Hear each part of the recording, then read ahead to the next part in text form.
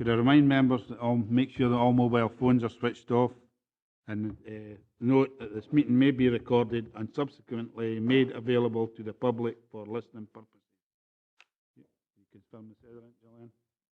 Thank you, Chair. Yes, there are 13 members present, so we're a quorum today. Thank you. Have you got any declarations of interest? Apologies, declarations of interest. Any apologies? I have no apologies noted, Chair. Thank you.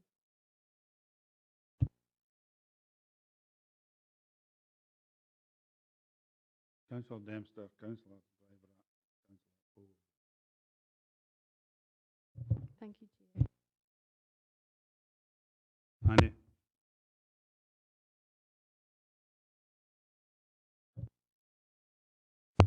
Yeah, Councillors Witts and Dick are near there to speak the first item. Join us. Thank you. Councillor Groom will be here in a minute, Chairman. Pardon? Councillor Groom's on his way.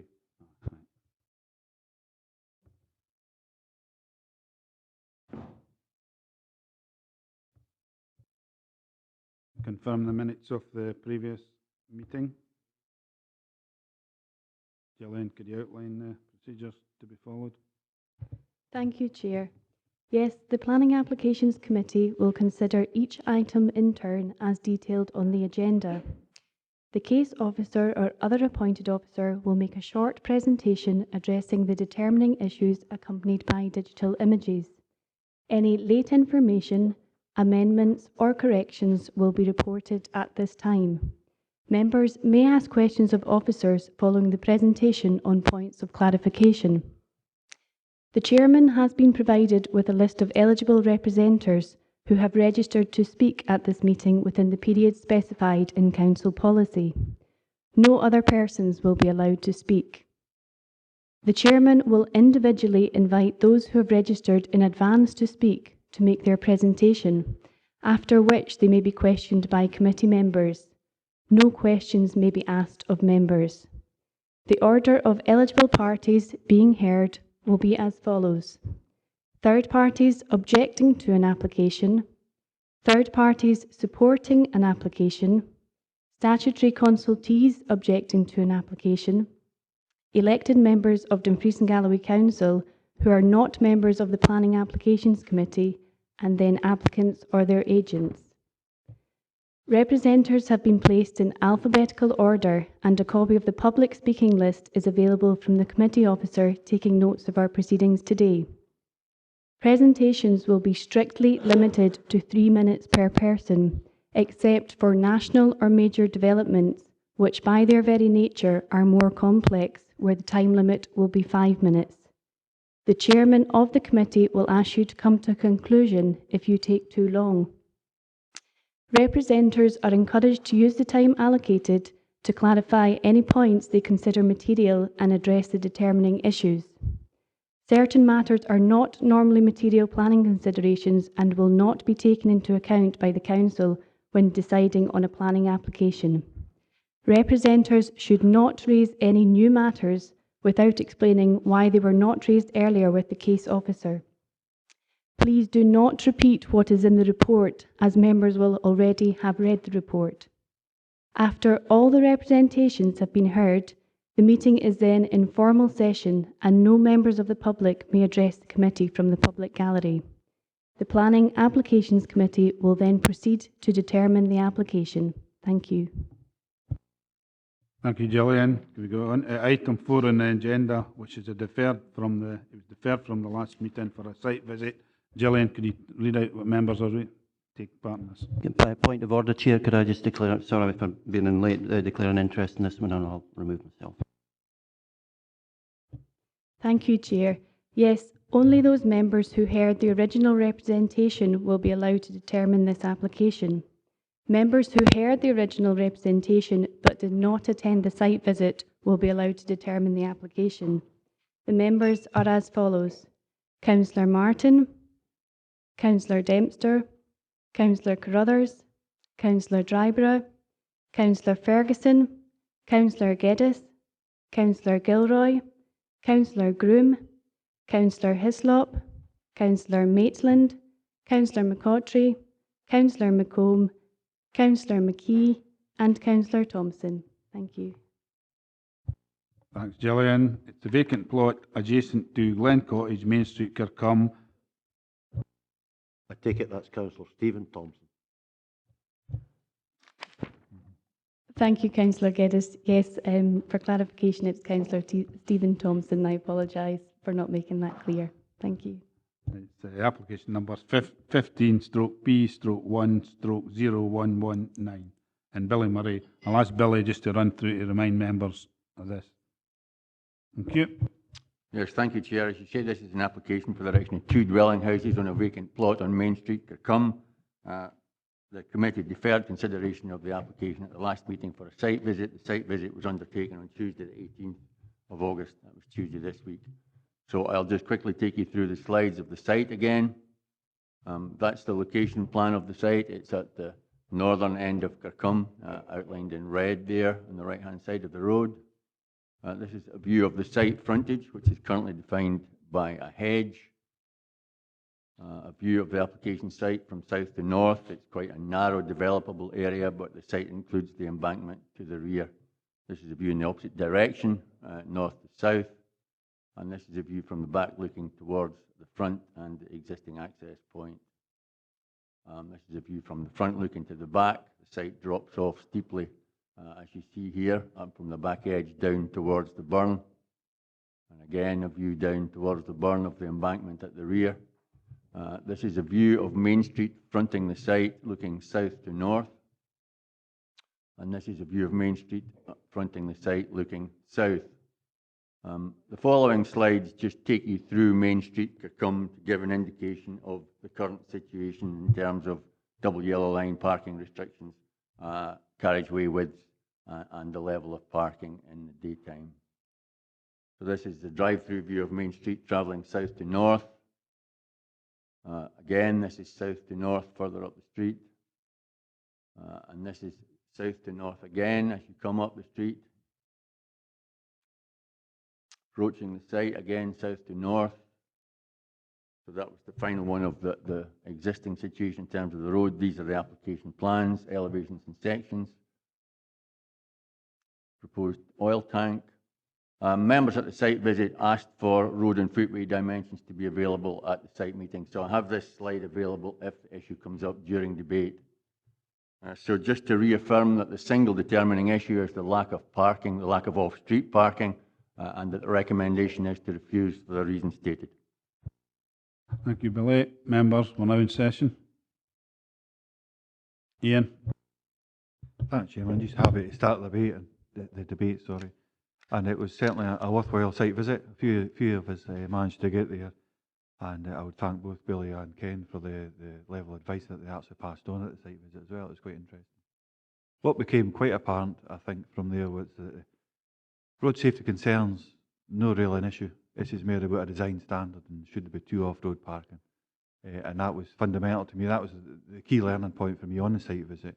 The road safety wasn't really an issue. It's just about meeting a design standard and complying with that regulation as it stands, which is absolutely sound as far as looking at things in black and white. But I think there's a wee bit more colour in regards to this. It's as it stands, it's got a permission for 1 dwelling on it, but what's been applied for is 2. I think the 2 that have been applied for certainly are more in keeping with the local area, certainly with the locale. And I think, going back, they might have to touch on the dimensions to come back to. I'd like to hear what other members are thinking as well, especially the ones that are on the site visit. The street's quite wide. I think there's possibly room to actually be able to condition this so that we could narrow the size of the footpath as it stands at the moment, make it a larger road surface, road area, so there's better room for parking on the frontage here. But certainly as it stands, it was enlightening the site visit.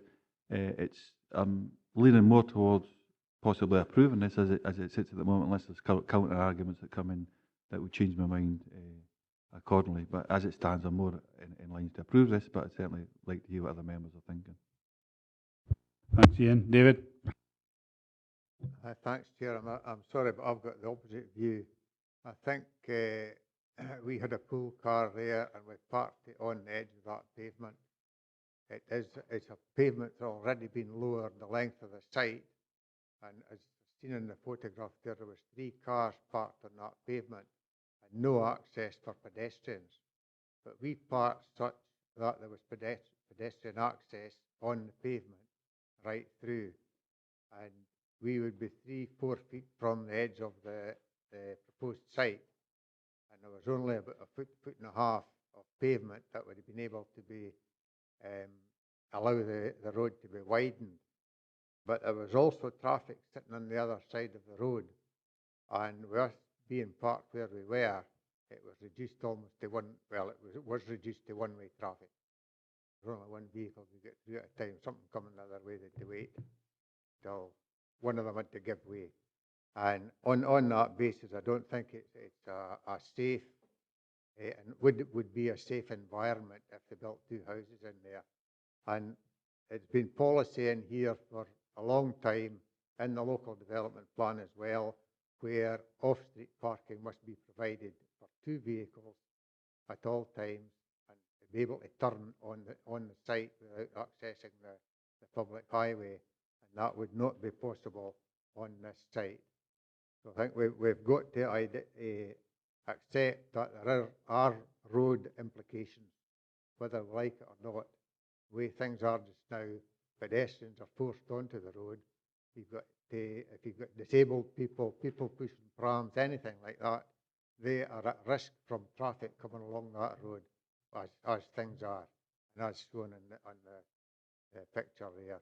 So I definitely think that we should refuse this. They've already got permission for 1 house, and they can develop it. They can provide off-street parking for 2 vehicles plus, and that's the way it should remain. So I would certainly oppose this application. David, Alistair. Thanks very much indeed, Chair. Well, it probably not come as very much of a surprise that I'm very much in support of Councillor Crothers's comments and sentiments. I did, at the last meeting that we discussed this, raise the possibility of some form of recess being put in, as it were, which would assist cars, as it were, and and mitigate the impact, as it were, of on-street parking, and at the same time still leave, as it were, a significant width of pavement which would be allowed to function as such. Situation at the moment, Chair, is that you've got cars, Councillor McKee says the curb has been dropped at some time in the past. I don't know the reason for that, but it's obviously, I would suspect, to encourage cars to go off the road and to park on what is a considerably wide pavement at that location. Now, I personally don't feel that that's a particularly good arrangement to have. And I feel that if it could be recessed, at the end of the day, you would finish up with a pavement, which would be clear pavement, and a recessed area which would allow cars, as it were, to be in a bit from the road. My understanding, from information which was imparted to us on the day by the agent on behalf of the applicant, is that if that were to be a condition and the grant of any consent, he would have no problems in complying with that or ensuring that it was complied with. And on that basis, if Councillor Crothers, in fact, is moving that the application be granted, I will have no problems whatsoever in seconding his proposal. Thank you. Tom?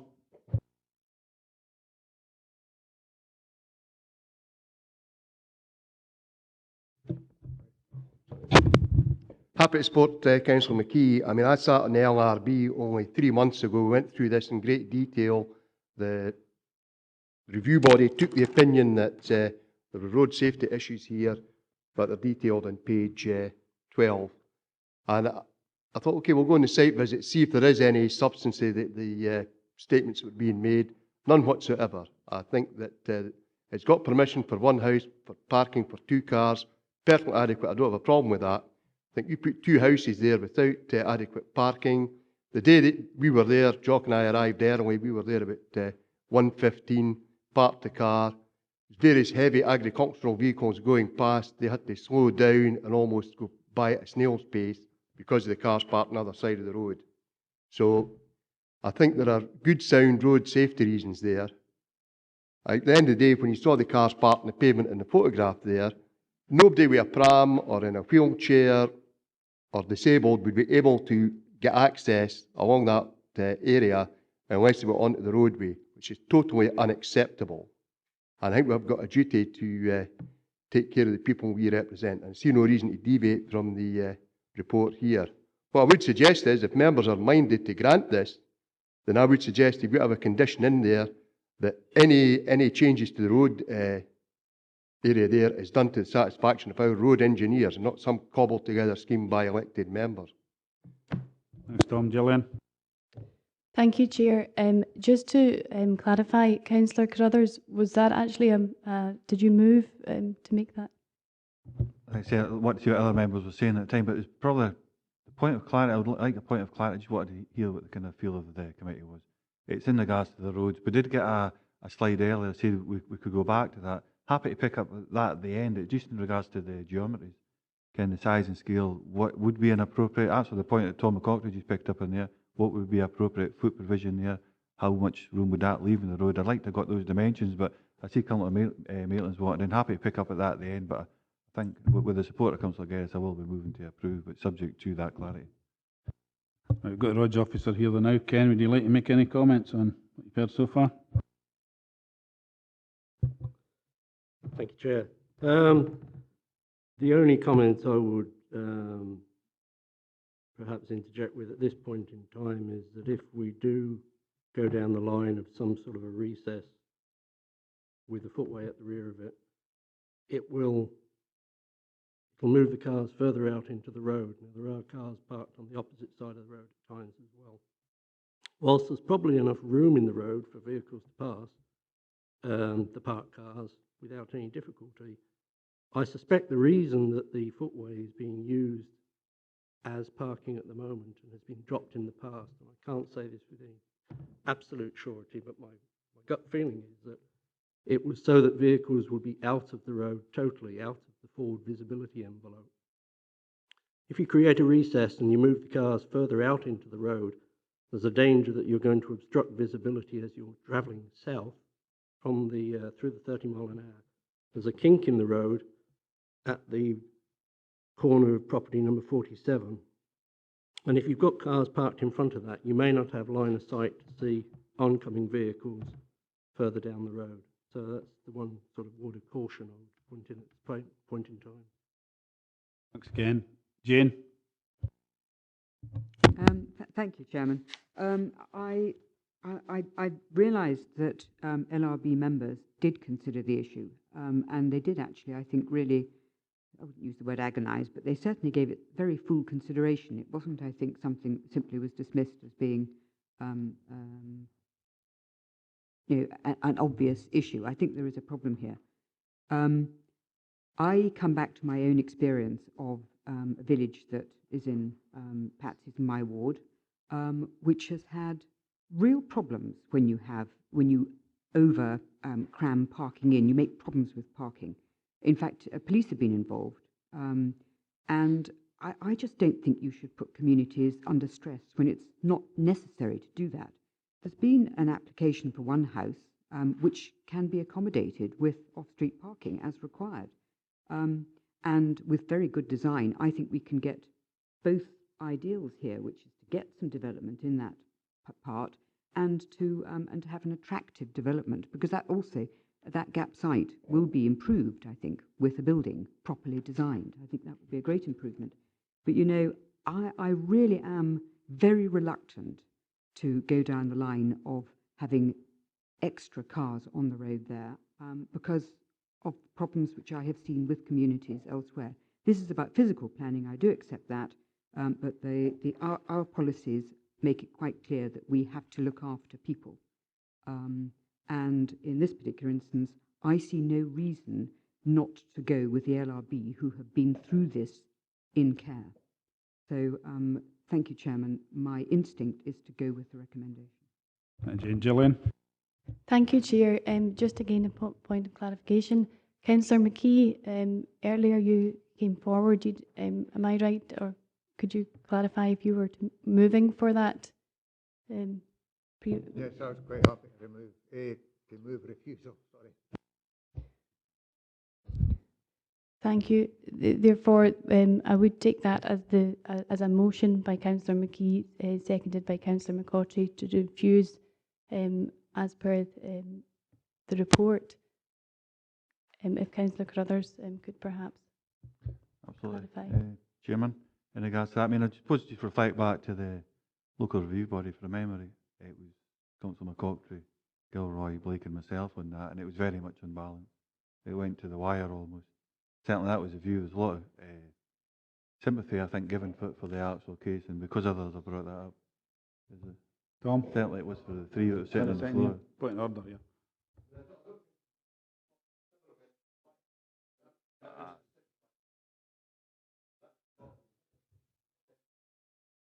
Certainly not bending the truth, and I think that's very much an factual statement. Apologies should be given for that, but I wouldn't expect him for, after somebody make remarks like that in the first place. But it was certainly well debated, it was well consulted. Listen back to the recording, you'll hear from the actual people who were there on the day saying it was very much unbalanced. And I'm only putting that down as a matter of record because that's what was debated on the day and that could be heard. It was already recorded. But in regards to, certainly my view is still the same. I think you're looking at Stranraer housing market area as well. I think that where this lies is there's certainly a pressure on that in regards to the council fulfilling its duties in as far as putting the level of housing that's required in that area. But I suppose what I would ask for in regards to the competency of a motion that comes forward, I mean, I certainly think it's in keeping, but we have to make an exception to policy if a planner comes out and says this is against, this is recommend refusal for certain reasons. But certainly, I mean, I'm still very much minded to approve it. But on the clarity of from Ken in regards to the roads issue, I thought a realignment of the curb line would have been the preferred option and made it more obvious where people should be parking. But I think what Ken's saying, in fact, if the cars were parked more like as they are at the moment, then it would lend better to the local area and maybe be safer under the circumstances. So I would certainly move to approve, but I think it's the exception to policy is because clearly there's a demand in that area. I think the design that's been proposed is certainly in keeping with the local area, Chairman. And I don't think there is, as it's saying there's road safety concerns, I don't think for a minute there is any road safety issues here. This is more about meeting a design standard. Joanne? Thank you, Chair. Could I perhaps check with David the competency of that? Thank you, Chair. I don't think I have any problem with the issue about design being in keeping, but it's really just, are you saying that there is no road safety issue? Absolutely, Chairman. That's the advice that we're given on the day, and I think if we asked for that today, that would be confirmed. The advice, well, I certainly asked to say this. There's no. The question was asked on the day at the site visit. Is this was refused for the fact that there was safety issues concerned raised within the report, and the roads officer certainly the advice we were given was this. There was the road safety concerns was not the case. Is the fact that it doesn't meet design standards, which I took. I mean, if you reflect back to the red book we've got, what comes for the Road Scotland Act 1984, absolutely doesn't comply with that. But Design in Streets 2010, it complies completely with that. But some people see that as being a retrofit. So Design in Streets legislation and that type of practice would say that what's been proposed here is actually good and certainly prudent when it comes to road safety. David? Yeah, that's actually a really tricky one because on page 13 you've got the grounds for refusal. I'll just read them out again for members' benefits. The proposal makes no provision for off-street parking and the development would therefore be likely to result in increased demand for on-street parking, which is already severely restricted to the detriment of road safety. Now, there clearly is a policy there, which is OP1 as mentioned after that.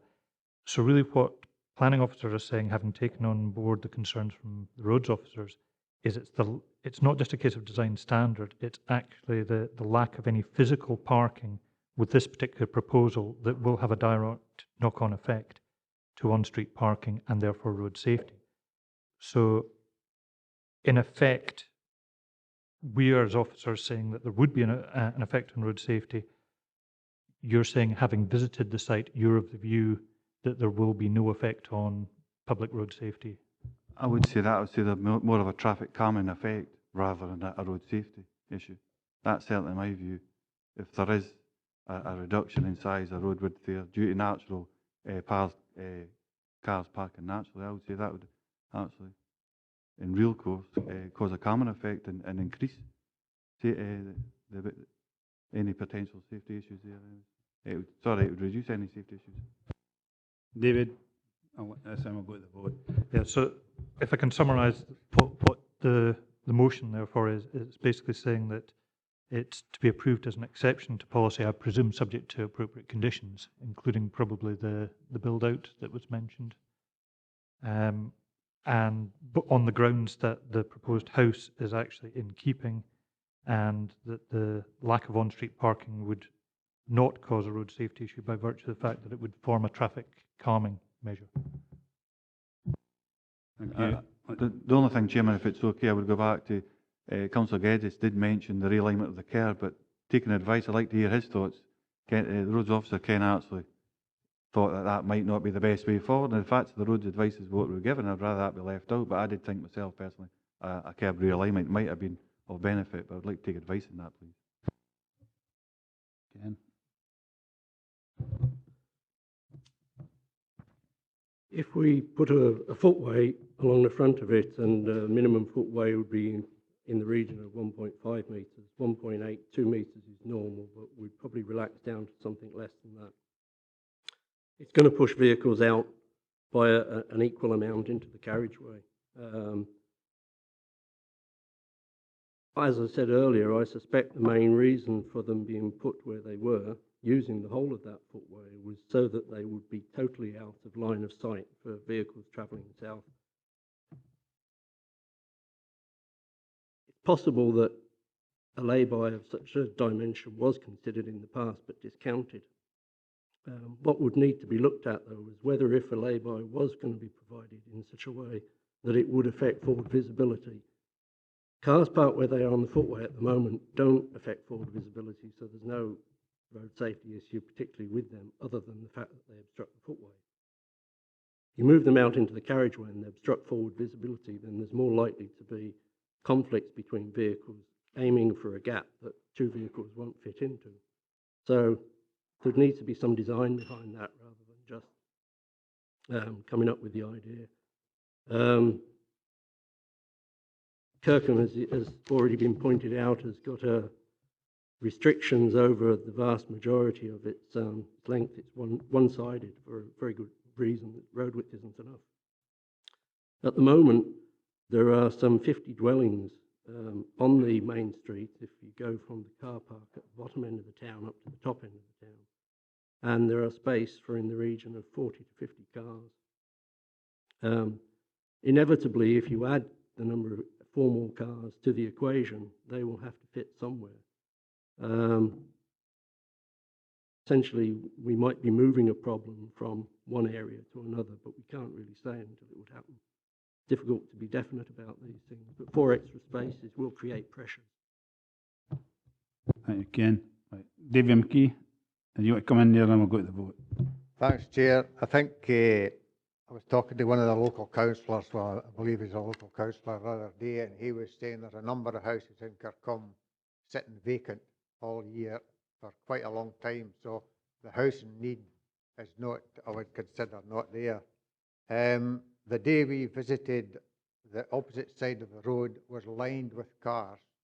As I say, we parked, and there was another car parked behind us, partially onto that pavement, and reduced the road width to single one-way traffic. And how Councillor Crothers didn't see that, I just don't know. But I stand by what I've already said. Thanks, Chair. Right. Thanks, David. Gillian, we'll go to the vote. Thank you, Chair.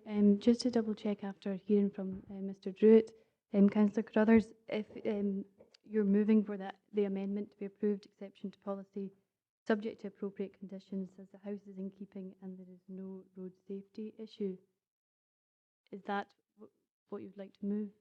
I'm happy enough with that in regards to, especially when it comes to that, because if through negotiation with the roads officer, when the applicant comes forward, it's felt that it's better to leave it as is, or there is slight changes, then if that could be decided that way, if it's approved, then I'd be more comfortable with that, if Councillor Geddes is. Thank you, Councillor Crothers. That leads me just to... I'll support the amendment on that basis, Chair. Thank you, Councillor Geddes. Okay, we shall go to a vote. Motion by Councillor McKee, seconded by Councillor McCautry, to refuse the application as detailed in the report. An amendment by Councillor Crothers, seconded by Councillor Geddes, to approve the application as an exception to policy, subject to appropriate conditions as the house is in keeping and there are no road safety issues. Councillor Martin. Motion. Councillor Crothers. Amendment. Councillor Ferguson. Amendment. Councillor Geddes. Amendment.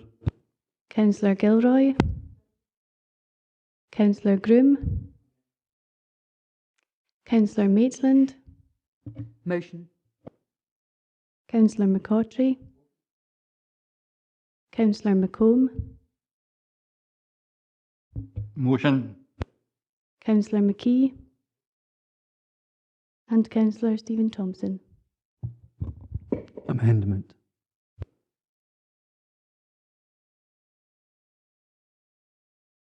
Thank you. With 6 votes to the motion and 5 to the amendments, the application has been refused as detailed in the report. Thank you.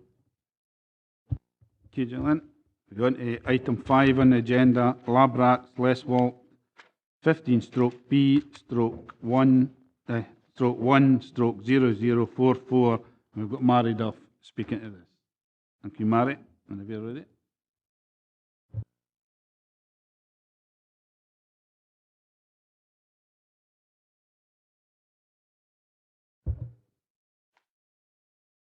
Thank you, Chair. I've just got one update to make on the application. It's just with regard to the Kirkpatrick Community Council. You'll see in paragraph 2.15 of the report that Kirkpatrick Community Council had objected to the application on landscape and visual grounds and impact on tourism. But after the report went on the agenda, they withdrew that objection and are now supporting the application on the grounds that they've now got a better understanding of the limited landscape effects and the long-term environmental and socio-economic benefits of the proposal. That's all I have in the way of an update. Moving on to presentation. The application site, as you see, is located to the west coast of the North Rins Peninsula. It's 8 kilometres to the north of Kirkpatrick, and it's within the Rins Coast Regional Scenic Area, which is the area in green. The application site is the red bounded area. This is just a larger scale view of the site. The turbines are those that are the orange coloured stars to the west coast. This plan also shows the core path network, which are the paths that are marked in purple. The one which is to the bottom of the plan, which is going from Stranraer to the coast, is actually the Southern Upland Way, and it comes from Kirkpatrick, which is further south, to Blackhead, and goes inland to Stranraer. Also shown there is the B738 local road, which is the road which runs roughly north-south to the east of the turbines. You'll also see as well that there are a number of single turbines, which are those that are marked as a green triangle. Those are the ones which are existing in the area and include the North Rins wind farm, which is the cluster to the bottom of the plan. There are also several scattered dwelling houses and settlements within the area and in fairly close proximity to the wind farm. This shows the site layout. The turbines are located fairly centrally within the application site, which obviously spreads to a much larger area. It includes an area of felling and replanting and a proposed borrow pits and the access, which would be from the B738.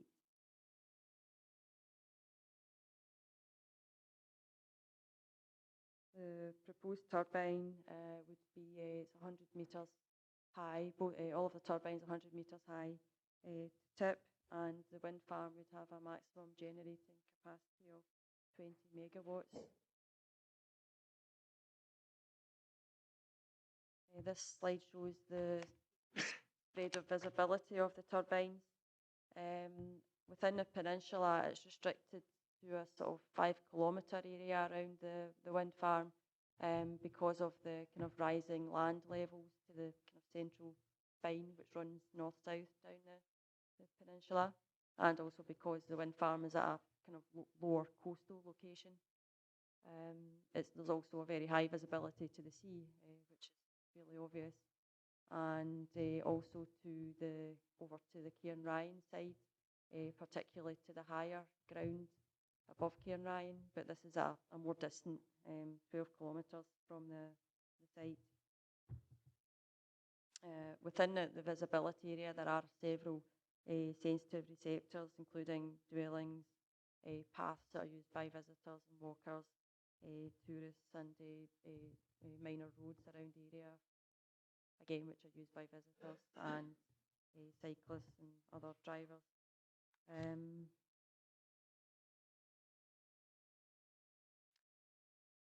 This slide here shows the wind farms within the area which are either at application stage or existing and so on. The one which is of most relevance is the North Rins wind farm. And I should say this just shows the commercial scale wind farms as well as Knocknane farm, which is above 50 metres in height. That's noted on that plan as well.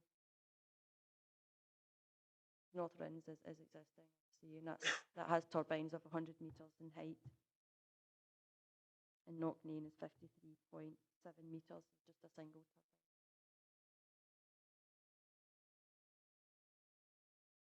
This one shows the domestic and farm scale turbines within 5 kilometres, which there are several of, particularly those that are noted to the north side of the wind farm, which includes Michael Galdenoch, High Mark, Knocknane and Knockgower. These will be seen further in some of the viewpoints which are coming up.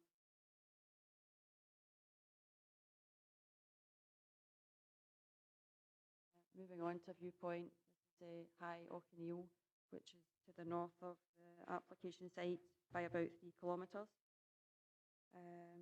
This is from the road, the B738, and also it's adjacent to a group of dwellings. It shows it's hard to see in this the visualisation, but the wire line shows the extent of the turbines that would be seen, but also within this view you can also see Knockgower, single turbine, Knocknairn, and also to the right hand side there is High Mark as well. So this shows the sort of spread and extent of turbines that there would be to the northern side. It's also within the regional scenic area.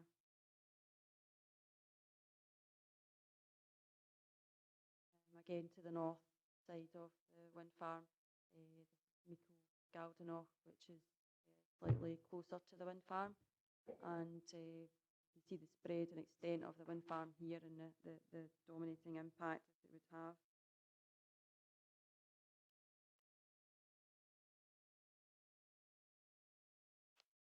This would also, it's not in this view, but it would also be seen in conjunction with Knocknane and Michael Galdenoch turbine.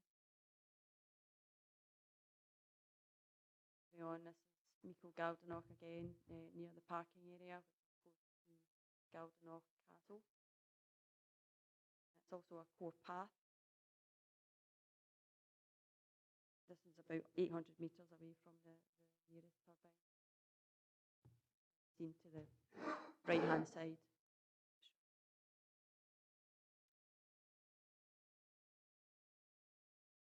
This is from the roadside on the B738, where there are quite clear views of the wind farm. This is certainly more typical of the northern side. of the site where there is less screening and much more open and wide views. It's also, this is access to Mico Galdenoch, which is also a core path. This again is a B738, but slightly further south at Lochnaw Cottage, where there are also, Lochnaw Cottage is to the right-hand side of this view, which you can't see, and there are also other houses which are to the back of the photographer, which are centred around the road, and they would have a view of the wind farm.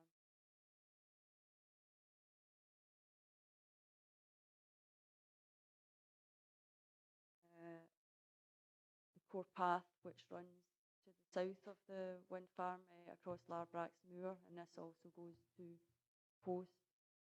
The wind turbines are above the horizon, you can see there on the skyline.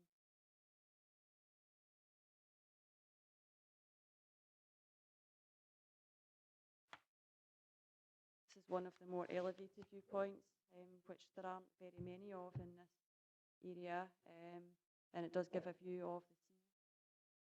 So this is about 4.5 kilometres away from the site.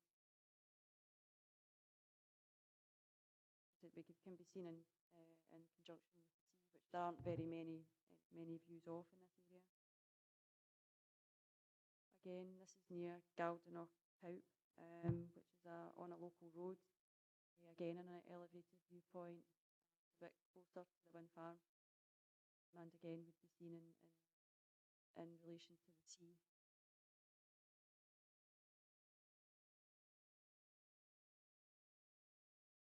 This is one of the few coastal viewpoints and is considered a very important viewpoint.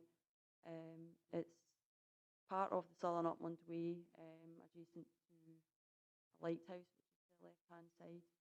It's also, there's a parking area there where people can view this coastline.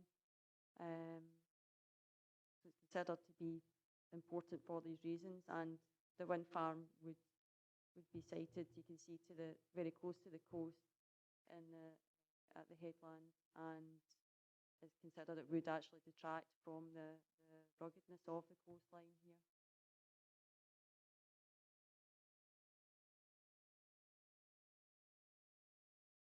This viewpoint is actually from the Ryan to Belfast ferry, and there are views from the ferry and also from people who are recreational sailors, have a view of the coastline, which is at the moment largely undeveloped, and the concern is that the wind farm would detract from this undeveloped coastline.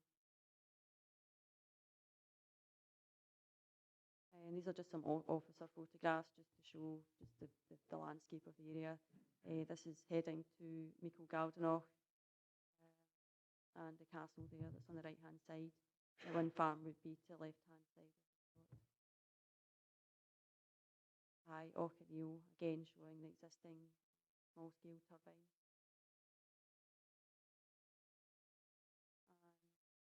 And from the road which leads to the Galdenoch out. And another shot along the coastline. So it is a very attractive viewpoint. So in conclusion, the application is recommended for refusal on the basis of the landscape and visual effects that it would have. It would have significant impact on the landscape of the Rins Peninsula due to the scale of the turbines overwhelming the scale of the landscape and detracting from the coastal character. Also the impact on the visual amenity within 5 kilometres, and particularly views along the coast. The cumulative impact and the wind farm becoming a defining wind farms and wind turbine development becoming a defining characteristic, particularly to the northern and eastern side of the application site. And it would detract from the special qualities of the Rins Coast regional scenic area and adversely affect on the undeveloped coast, which is also contrary to local development plan policy NE9. Thank you. Thank you, Barry. Members, points of clarification? Ian?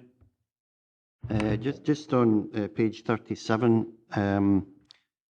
the top paragraph, you mention during operation, the development would not result in direct employment in the community, so permanent beneficial effects to the economy will not occur. Were you aware that there are discussions by at least one developer with colleges for apprenticeships for maintenance mechanics for turbines? Because that seems to be completely contrary to the statement in that paragraph.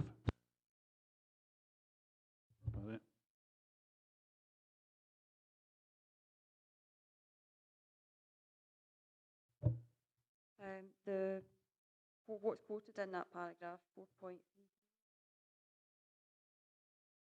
That's right. Is basically from the environmental statement which was submitted by the applicant. Any other, I'm not aware of what other, this is probably separate to the application anyway, what you're referring to. This is obviously in relation to the direct of construction economic benefits or any other longer term economic benefits as a direct result of the wind farm development. Tom? Just a point of clarification. I noticed on page 27 of your report, 215, Cairnryan Community Council have lodged an objection. Yet in the Sederunt we've got today, there's somebody going to speak on behalf of Cairnryan Community Council who are supporting. Is there a mistake somewhere in the papers? I think Barry explained that at the very beginning, Tom. I'm not sure if you were in or not. You just want to give him a clarification again, Barry? Yeah, that's right. Cairnryan Community Council did originally object to the application, as is noted in the report, but after the report went on the agenda, they emailed to say that they were withdrawing their objection and then supporting the application, but it was too late for it to be changed. Okay, Alistair? Thanks, Chair. On one of the slides, there was an indication of the wind farms in the area, and you said either there or applications have been made for them. Could we see? Yes, that one. Is there a colour code there? Which ones are in situ and which ones are being given up or pending? Is there any indication there? Robert? Chair, I'm quite happy to give an update. I hope the laser pointer works here because I'm going to need it to point to the various schemes. That's obviously the application we're considering at the moment. North Rins Wind Farm is operational. One Barry referred to, I think it's 100 metres base to tip. The exact figures are in the report. Glen Wind Farm has been given approval by South Ayrshire Council. That was an application the council objected to when we were consulted. I don't know if that has started yet. I suspect it won't have, but certainly not finished anyway. Clare Wind Farm is in South Ayrshire. That's now completed. Branagh, the two clusters there, was subject of public local inquiry in April this year. There's been no decision on that application yet. The Section 36 application been dealt with by the Scottish Government. Kilgallie has been consented, and again, a Section 36 application to the Scottish Government. It's now under construction. That accounts for those turbines. There's 96 turbines. Hartfield Fell and Extension, the two there, are both constructed and operational. Aries has been granted permission, and they also had a more recent Section 42 appeal granted in their favour. That's in the background of the next item on the agenda, but we'll come on to that. You've obviously got one not marked here for Gas Farm, next item on the agenda. Glen Chamber has been granted on appeal, and it hasn't been completed yet, but it's under construction. Kirkpatrick, again granted on appeal. Use that. Barcloy Hill, 4 turbines there granted permission. Another 4 pending at the moment, haven't been determined. That really summarises it. And this was obviously within the ES as the position as it was when they submitted their application. Andy? Partially answered, Chair, and I'll ask the rest of my question to the member of the Community Council when they speak. Okay, so thanks. Anybody else, points of clarification? Nope. Move on to the objectors now. Carol Rankin.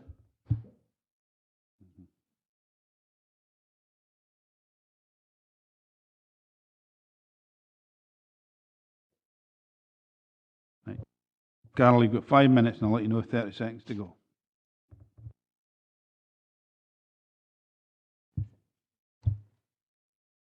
Good morning, Mr. Chairman, ladies and gentlemen. I am Carol Rankin. I've lived on a coastal farm on the Rins of Galloway for over 30 years. My family is involved in agriculture, taking our obligations of stewardship on behalf of the people of Scotland very seriously. It is in this context that I am an objector to this proposal and would like to respectfully offer some remarks to you. On landscape, Dumfries and Galloway contains some spectacular landscape, and within that context, Larbrax Bay is both astonishing and unique. It is one of the jewels in Galloway's crown, with all of the connotations of rarity and beauty that this analogy implies. But it is also an unassuming place for the discerning visitor and the connoisseur of landscape, as well as the generations of local admirers. I believe that if Larbrax were situated with one of the more widely known tourist destinations of Scotland, it might be most unlikely that we would be meeting here today, since the notion of placing 8 enormous turbines in its setting could simply not have arisen. On employment and tourism. In contrast with the very few permanent jobs that this development is likely to create locally, Dumfries and Galloway's regional tourism strategy, 2011 to 2016, states that tourism supported over 7,000 jobs in 2009, accounted for 11% of regional employment, and aims to bring in £340 million to the local economy this year. This contrast, I would suggest, is staggering, and must surely give a red warning light when considering any development likely to compromise such a crucial industry, whose profits are, in contrast to those of a wind farm, spread equitably across the whole community. A Mountaineering Council of Scotland survey reported that 2/3 of respondents would not visit an area next to a wind farm. Visit Scotland research published in 2010 found that 58% of visitors to Scotland cited landscape and scenery as their prime motivation. There is reason to suggest that visitors may be deterred from coming to this area if the wind farm goes ahead. Surviving on slender margins, this could mean difficulty for some of those in the tourist industry who might justifiably feel very ill-served. On expert opinion, consultees such as Historic Scotland, the RSPB and the Council Archaeologists appear to have responded grudgingly in advancing no objections to this proposal. However, all have serious concerns. On the other hand, the reports of the case officer and the landscape architect are unequivocal in pointing out how thoroughly the proposal conflicts with the local plan. One might question to what extent executors and shareholders of developers really worry about the effects their proposed development would have on the landscape of the North Rins, the irreversible effects this would have on those who've lived here for years, those who come to visit, and those who have a mind to protect and conserve such landscapes. Visibility and impact. The developer is reported as saying that the site is extremely contained by the topography of the immediate surroundings, others that the development will be well screened. However, the council landscape architect, who has carried out an extensive survey of the site in this regard, states that the Larbrax turbines, prominent in the local area, are not screened by the undulating topography. Photomontages, especially when not viewed in the correct manner, can do little to convey the enormity of a group of 800-metre turbines, a phenomenon familiar to anyone who takes a photograph of a prominent landscape feature and finds it much diminished in the resulting photograph. Added to this is the distraction of all those rotating blades in a beautiful but otherwise static scene. To conclude, its remote, unassuming quality is, I believe, in part what has made Larbrax vulnerable to this development. It is a great privilege to be a Gallovidian, and with that privilege must come responsibility. We have inherited this gift of nature at no cost to ourselves, and I believe we owe it to the coming generations to pass on their inheritance unscathed and unspoiled. I thank you very much for this opportunity to address the Planning Committee this morning. Thank you. Carol, members, got any questions for Carol? Nope. You may go back to your seat, Carol. Thank you. Roger Rankin, on behalf of himself and Venetia Anderson, next to speak, please. You have 10 minutes, Roger. I'll let you know 30 seconds to go.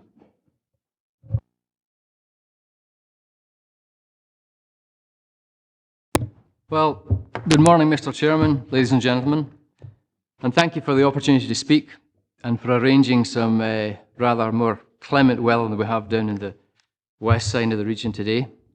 My name is Roger Rankin. I'm a farmer in the parish of Kirkcolm, and apart from a few years away studying, I've lived there all my life. Constraints of time mean I can only address a few aspects of this case. I don't know how many, if any, of you have been to the Larbrax in the Ghyll, but the landscape there has a long and ancient history. The rocks beneath this rolling landscape were laid down in Ordovician times, some 500 million years ago. That is not only 300 million years before the dinosaurs, but 100 million years before the appearance of the fishes in the seas. Most recently, the landscape has been sculpted by the retreating ice age at the end, of the last ice age, leaving a series of rolling hills or drumlins. And it is in these drumlins one can see the hand of man in the guise of, for argument's sake, Iron Age forts, and latterly by the effects of agriculture, the landscape providing the necessary conditions for the origin in Scotland of dairy farming and cheese making. The landscape is designated peninsular type, rare in Scotland. It is rare not because it necessarily contains rare species, but because the combination of the topography, the seascape, the geology, the flora, the fauna, the hydrology, and the setting is rare, and much of the biodiversity as yet unrecorded. It is a landscape worthy of protection.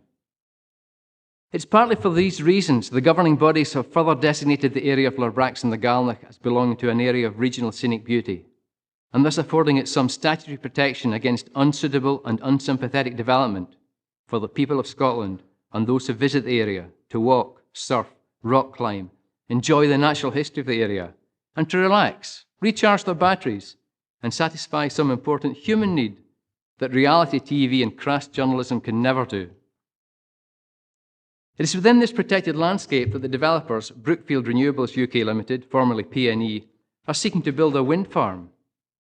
They see the exploitation of this landscape as a business opportunity for private financial gain. They have sought public support through several community councils in an organised fashion. But on examining the letters of support, one can see that at least 70% of these are signed copies of pro forma statements, coming in 3 or 4 guises. A typical example reads, and I quote the letter in full, "I would like you to register my support for this project. It won't be seen locally." Stop. The supporters' main reasons for backing this development appears to be the perceived unobtrusive nature of 8 100-metre-high turbines, and also the economic benefits that the community hopes to gain from the developer. Now, while I'm aware that voluntary monetary payments from the developer and moral issues are not normally material planning considerations, I have to report that when I attended a Kirkcolm Community Council meeting, when the Community Council had first given their support to PNE, I asked the office bearers if they were in it for the money. They answered a resounding yes. There was no discussion of the effects that the development would have on the landscape.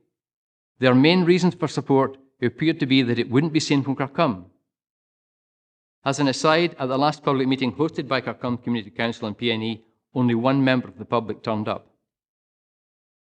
As statutory consultees, I feel that disproportionate weight may be given to the support of, in this case, Kirkcolm Community Council, the decision to support being based on financial gain rather than material planning considerations and the dictates of the local plan. My understanding is that for any development proposal in the Fries and Galloway, determination is to be made in accordance with the local plan. Further, that the Council will not support development proposals that have an unacceptable significant adverse effect on the landscape, on the cultural and natural heritage, and on areas and routes important for tourism or recreational use in the countryside, and that the Council will assess any development against landscape, visual and cumulative impacts. I won't rehearse the arguments made against this proposal development with regard to planning policy. They are clearly and comprehensively set out in the Planning Department's report, the County Landscape Architect's report, SNH's report, and by many objectors who have taken the time to scrutinise the development proposal, the local plan and the aforementioned reports, and have submitted their findings to the Planning Department. Suffice to say that the Planning Department and other bodies have seen that proposed development would have significant adverse visual and cumulative effects on the landscape, contrary to the local planning policy, with no scope for mitigation, and have thus advised refusal. The developers themselves admit that the proposed development at Larbrax would have, quote, significant major adverse effects on the landscape and visual interests.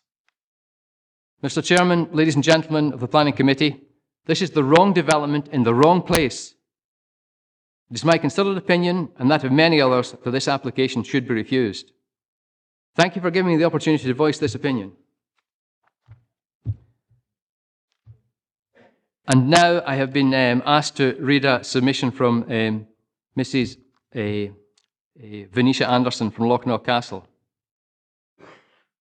Members of the committee, unfortunately, due to the short notice given by the Planning Department, I am unable to deliver this address in person, and am most grateful to Mr. Rankin, who has gallantly agreed to read my representation on my behalf at this most important meeting, which could determine the future development of our beautiful county. Members should note that notice of this meeting was only received 7 days ago, giving speakers 24 hours to register their intention to speak and 3 days to prepare their representation. In view of this, members should treat any repetitions as an expression of our deep concern surrounding the issues before us today. I would draw members' attention to the findings of the two most important consultees, Scottish Natural Heritage and Janet Swales, landscape architect in the Planning Department in Dumfries, who have given careful consideration to the proposal and have illustrated in detail that these proposals would have a significant detrimental impact on a strategically important regional asset. The proposals conflict with NHS guidance in respect of siting and design. They consider the Larbrax scheme and location will cause significant and adverse landscape, visual and cumulative effects upon the qualities for which the North Rinns Regional Scenic Area has been designated. The landscape is of high scenic value, particularly around the area of the proposed development.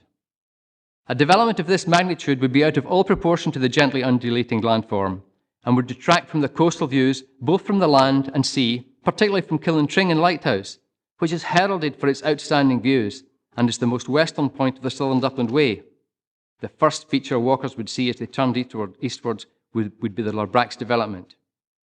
It should be noted that two core paths and two rights of way run through the site, and the scheme being sited in a particularly prominent section above the cliffs would dominate these paths, as well as completely overwhelming the popular and well-used Larbrax beach, which lies directly below the proposed development. On arrival at the beach, visitors would immediately see the enormous structures towering over the beach. It should be noted that the environmental assessment contains no photographs of this potential scene, and I believe that inadequate consideration has been given to this important area. The combination of smaller scale turbines and the North Winds Wind Farm and the proposed development would produce a considerable cumulative effect and would at a stroke change the characterization of a wild and rugged area into a wind farm landscape. This would seriously undermine the integrity of the area as a whole and, more importantly, set a precedent for similar development along the coastline. No mention is made in the case officer's report of two dwellings at Larbrax, which are 1 kilometre from the site, both of which would be severely impacted by the development. Like many similar holiday homes in the area, they attract important tourism. But if the existing Rinns landscape becomes a wind farm landscape, that tourism, which is so vital, could be jeopardised.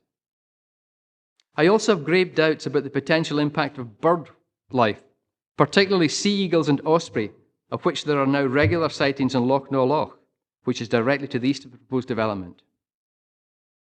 The report states that any possible impact from Kinsale Tower, which is a designated ancient monument, has unfortunately not been checked. The views westward from this tower are spectacular, but would be severely diminished by the proposal before you. It might amuse members to know that the Agnew family of Lochnaw used to alert their Irish relations of the arrival of their newborns by hoisting white sheets atop the Kinsale Tower. I sincerely hope we shall not be announcing 8 rather different new arrivals in the near future. In conclusion, I have every confidence that members will weigh up the questionable benefits of this scheme against the inevitable detrimental effects this proposal, if allowed to proceed, will have on a particularly important and beautiful part of our irreplaceable heritage. Thank you. Thank you, Roger. Members, points of clarification? Thanks, Roger. You need to go to your seat. We now have Don Finlay, a supporter of this development. I could just remind everyone that the voluntary monetary things are not part of the planning procedure. Councillors, thank you very much for the chance to speak to you this morning. My name is Dawn Finlay and I'm here on behalf of Leswalt Community Association, the closest village to the Larbrax wind farm. Throughout this whole process, P&E has made sure that as the residents of Leswalt have been included in how the plans have been progressed, and P&E has also been involved in a range of local initiatives to make sure we all are aware and understand the plans. We now feel very close to this development. We are proud to have influenced the plans. We are pleased that we have now also managed to direct P&E towards long-term investment in the area, such as the College Fund in Stranraer. As a community group, we are focused on our village, its residents and our children's futures. P&E has understood this. It is this understanding that has influenced their investment. I take my role in the association seriously. The association has been independent of P&E, opened up the village hall and encouraged people to come in and view the plans. And we had a lot of the locals that did come in, and I spent the day in the hall from 10 till 4, and we had loads coming in, and yes, there was a few objections, but the majority of the residents were quite happy with everything. And I can honestly say that from my own conversations that the genuine feedback we had received is in strong support of the wind farm. On a daily basis, we see wind farms. The North Rins can be seen from many areas. We don't mind this. I walk this route, especially the Southern Upland Way, on a regular basis. And at first, yes, we did notice, but now we don't even acknowledge that they're there. With Larbrax, it is different. We will rarely see it. But I live on the B738. I use the roads most days, and I know there will be the rest of the impact. You can see it, but it'll be like the rest of the wind farms. Eventually, you don't visual them all the time. When we do see them, we know that it will benefit the wider region, our own children and our families for generations to come, making sure that the lights stay on for all our families. P&E has been down here since 2013. There is growing frustration locally from residents and businesses that the wind farm has not yet been developed. It is almost unbelievable, given the levels of local support, that the council wants to refuse these plans.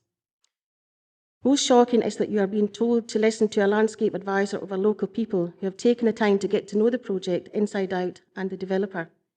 Even more disappointing is that the council is being told to prioritise those people arriving in the area by ferry over those who live here supporting their area and trying to build better lives.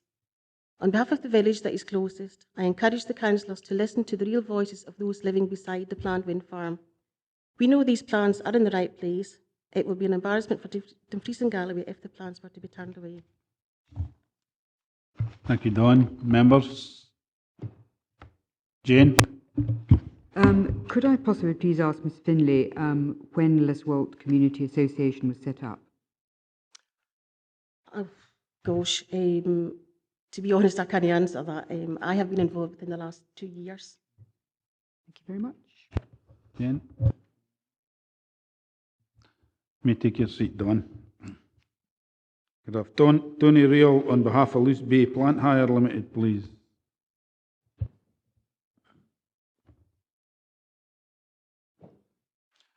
You have 5 minutes, Tony, and I'll let you know 30 seconds to go. Thank you. Members of the Planning Committee, my name is Tony Ryle, and I'm here today on behalf of Luce Bay Plant Hire Limited, which is part of the Luce Bay group of companies. I've been involved with the group now for more than 15 years. The group operate from their base at Drochdull, Dunragit near Stranraer. This family firm was founded in 1968, initially to carry out land drainage work on farms across Wigtownshire. The business initially evolved into plant hire, for which it's become best known across southwest Scotland and Wigtownshire, where the company mostly operates. The group's portfolio of services has now grown to include construction, quarrying, both hard rock and sand and gravel, ready-mix concrete, agriculture, and larger civil engineering projects. Luce Bay now employs over 100 people. We are 100% reliant on local contracts, which I'm pleased to highlight has recently included us being awarded the main contractor role for the Glen Chamber wind farm. This has increased our capabilities for future work, expanded our skills and our workforce, and has allowed us to maintain our position in a very difficult economic climate. We are hugely aware of the many socio-economic benefits which onshore wind can bring to this area. As a local supplier reliant on future local investment, we have been very encouraged by the early one-to-one discussions we've had with the applicant to date. They are actively identifying and engaging with local businesses, which also involved a successful supplier open day in Stranraer. Further and above this, we see the investment into Stranraer College as an opportunity to increase our company's growth and ability to employ local people. We've often had to source apprentices from the Central Belt and even further afield in order to meet the demand of our expansion into renewables. We're fully aware of the challenges facing the onshore wind sector, and this will have a direct knock-on effect on our business. We know Larbrax and the surrounding area very well, and are not at all surprised that the site is being proposed for a wind farm, given its wind resource as well as its buildability, which we see as being very straightforward with minimal impact. We are, however, very discouraged by the planning officer's recommendation for refusal. Of all the sites in Wigtownshire, Larbrax must be one of the most inconspicuous. The local support for the project has always been very clear, both from feedback from our own employees and through work on local projects. We urge the Council to support this application. It's very well cited, well backed up by investment commitments, and well supported by the people who live and work in the area. As a local employer, it is essential that Luce-based business, its skills and capabilities can grow. The Larbrax wind farm will help us do that. Thank you for giving this opportunity to speak. Thank you. Members? Andy? Thanks, Chair. Mr. Rell, sorry, I'll need to turn around. Yeah. Is your company a member of Wigtownshire Chamber of Commerce? Yes. So the following question, were you consulted by them about this application as a member? I believe so. You believe so? Yeah. Okay, thank you. Thank you. Could I just ask you, Tony, you're saying about the socio-economic benefits of this. Have you any idea how many long-term jobs this would create in the area? If Luce Bay picked up all the work, including the ready-mix concrete and everything, building work, in terms of long-term, probably about 8, 10. In the long term. In the short term, of course, it's much, much greater during the construction period. Thank you. Any other member? Jane? I am curious that you suggest they could be long-term, 8 to 10. I mean, that's unusual, Mr. Ryle. If I could just ask you how those would be constructed, because other wind farms have been, people have been completely clear that lots in the initial, I absolutely understand. But to claim that there are 8 to 10 long-term jobs, what would that be involved in? I think substantially it would be in the maintenance and the servicing of the turbines and maintenance of roads and things like that. I can't be precise. It could be less. A lot would depend on the way that the company, Brookfield, decide to operate the site.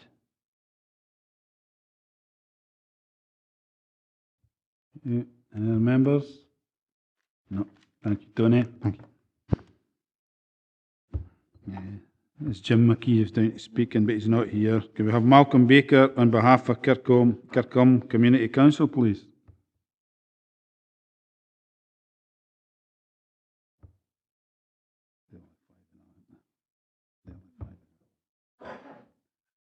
You have 5 minutes as well, Malcolm, and I'll let you know 30 seconds to go. Good afternoon, members of the Planning Committee and Chairman. I speak for Kirkcolm Community Council about this development. We have had considerable discussions in and around the Community Council, and our feelings are that green energy has become a major objective for most developed countries in the world. The UK and Scotland in particular have become heavily committed to reducing their carbon footprints in a relatively short space of time. The only valid problem that I've ever seen with turbines is the mismatch that happens in the timing of supply and demand. The wind is not always there when we need it. But this issue has already been addressed in a number of locations by the use of twin reservoirs driving hydroelectric schemes, so that the upstream reservoir is recharged by spare capacity when the wind is blowing and we don't need the electricity. In principle, I find that very few people object to the development of green energy, the main element of which is the wind turbine. However, there seems to be a growing trend and tendency towards NIMSY, not in my backyard syndrome. And there are a number of movements and individuals who have extended their backyards to include everyone else's. They believe that they are the only ones qualified to determine the location and the solution to the problem. They seek to remove input from local residents from the equation. A case could be made to object to any development in any location and for any number of reasons. Some are entirely valid, near schools, large centres of conurbation and densely populated areas. However, the need for green energy is still the objective. Without it, my grandchildren and everyone else's descendants will be at risk in the future and pay for our mistakes in not providing energy. This has been translated into incentives in many cases to ensure that these targets are being met. The Larbrax application will have less visual impact than any other development I'm aware of, Dumfries and Galloway or anywhere else. I mentioned incentives a little earlier, and these take many forms to compensate developers and local communities. The constructive use of funds generated in compensation has already been demonstrated at Stranraer College, where there's moved to improve the courses available. We have been poorly served by the lack of courses in engineering, etc., which are needed by young people to meet the needs of local employers, forcing them to travel well outside the area to gain the qualifications and education needed by these employers. This is an important choice for local residents because we need to have our youngsters educated.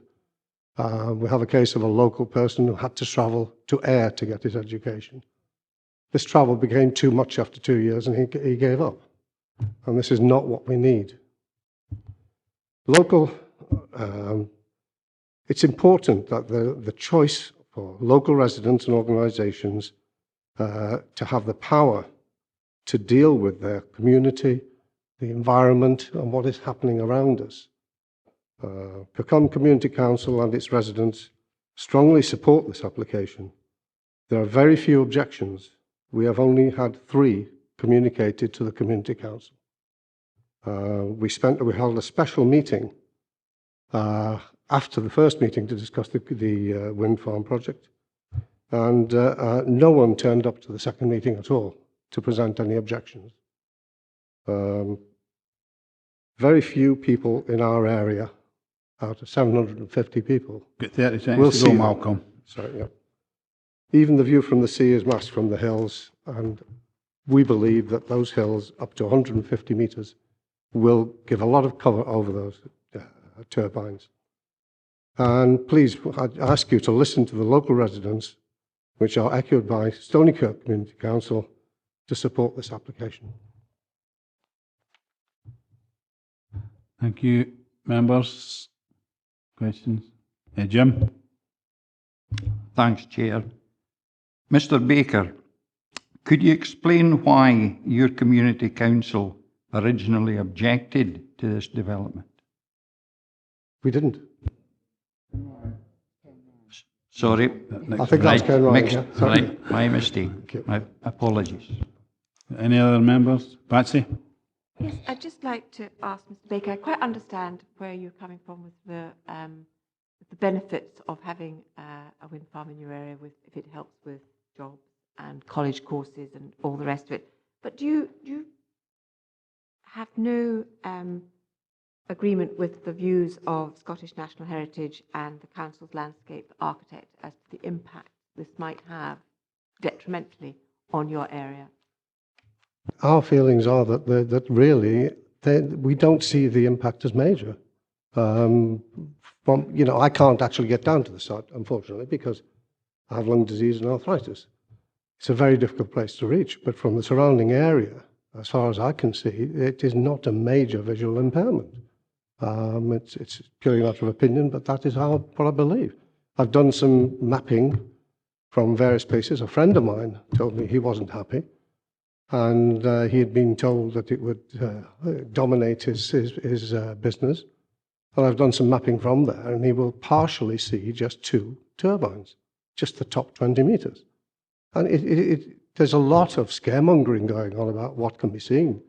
But by working from the map, drawing the topography, there's not a lot, really, not many people are going to see these. And if they do, it's only a partial view.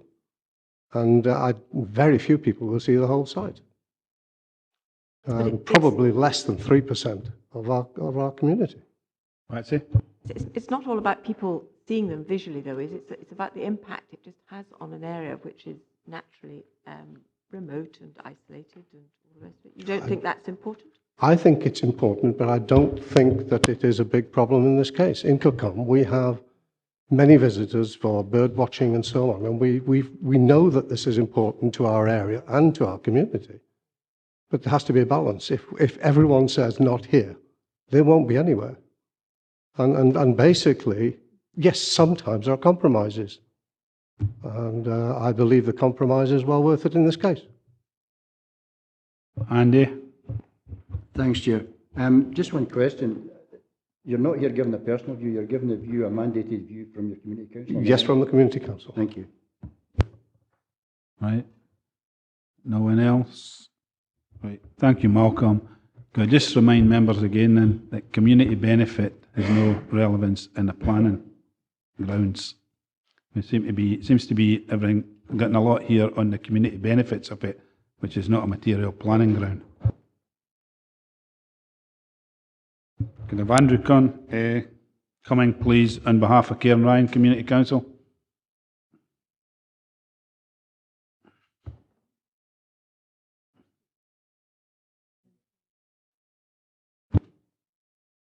You have 5 minutes as well, Andrew, and I'll let you know 30 seconds to go.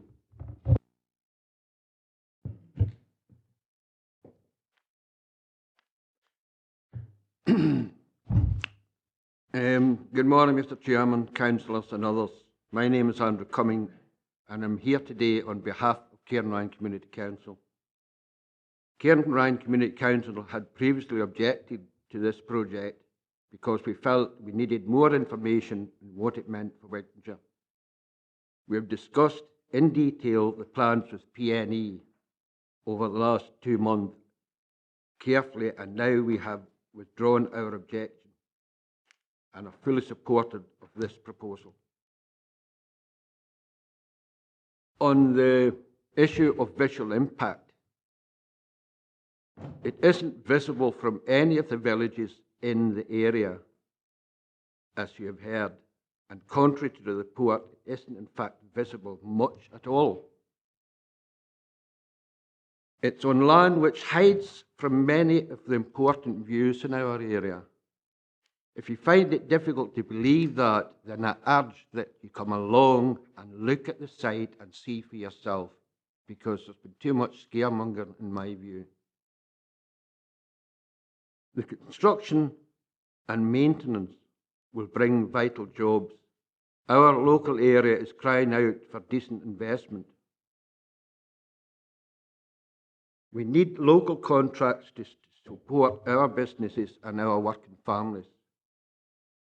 It's been brought to my attention in the last 2 days that a company called Nordic, who I believe are manufacturers in the units that go onto these turbines, or the actual turbine unit itself, and they have taken on a local lad, a lad that I actually know is an electrician, and they're training him up in that bit outside of Glasgow, Whiteley, or whatever they call it, and he will be based here as a local lad getting employment.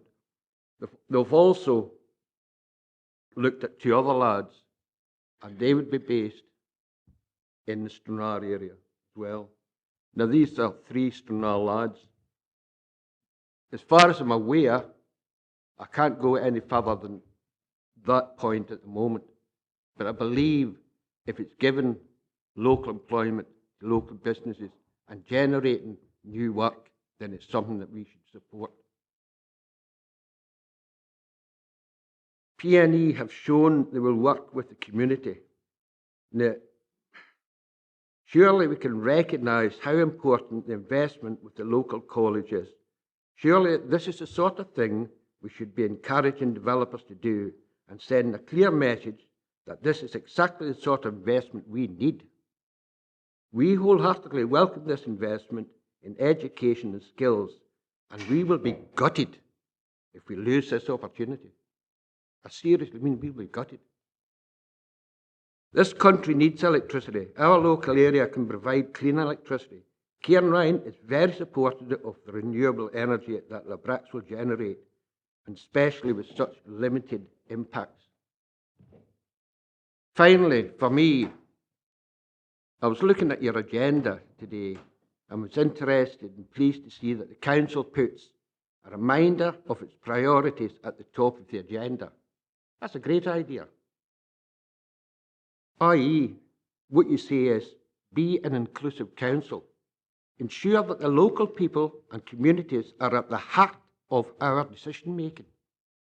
Empower our communities to take the most of their assets, i.e. increase equality of opportunity.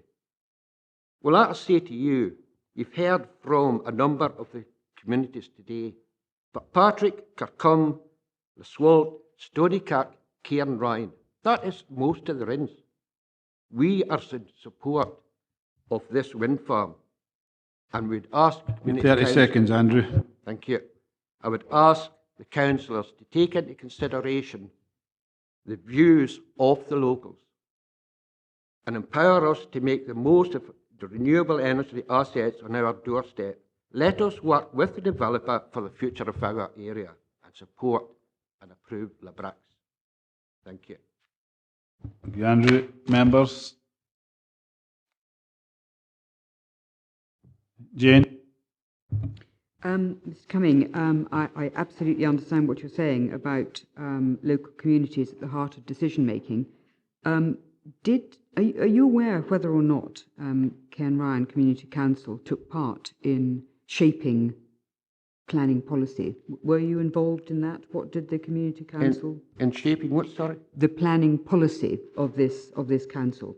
That's the opportunity for taking part and making policies to go forward. So I'm wondering if you took part in that. I believe the planning policy is drawn up once every 4 years. Is that correct? And it was drawn up, was it last January or something? Is that correct? September through... Now, at that time, I personally was not involved because I've suffered a ailment in the last year, so I personally wasn't involved in that. I know we received the paperwork for it. We didn't have a great deal input into it because there's a few new faces in our council. So, Thank you. Any other members? No. Oh, sorry, Stephen. I'm not sure whether to direct this through yourself or to the speaker, but it was just on your remark about community benefit. I don't really recall any of the speakers actually. Sorry, what's that?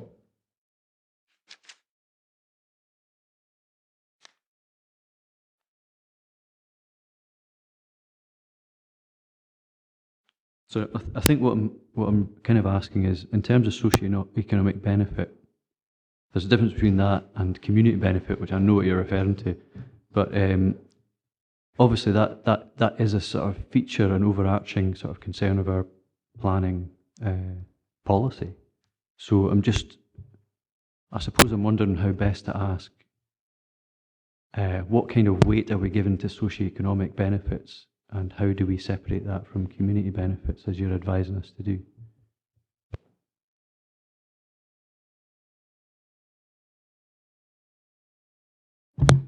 Thank you, Chair. Yes, and certainly the issue of whether or not a community council or any other body is directly financially benefiting as a result of a development is not a material planning consideration. It is fair, however, to look at a socio-economic benefit, that if the development itself is going to have particularly ongoing long-term employment benefits to an area, then that's absolutely legitimate to look at. I think what a number of members have been teasing out here is what is the recognised short-term benefit with this going to be, as opposed to how many long-term permanent jobs are going to be directly attributable to these 8 turbines. Yeah. I think it's probably better in session. Okay, thank you. Thank you. Right, Andrew, that's fine. You may take your seat. Right. Now could we have the applicants, Gemma Hamilton and Gilbert Stevenson, please?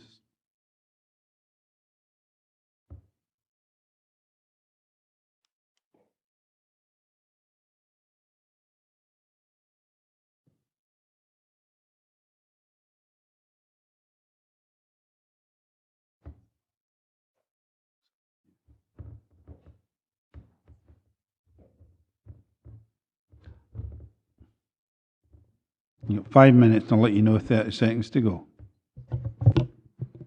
Good morning.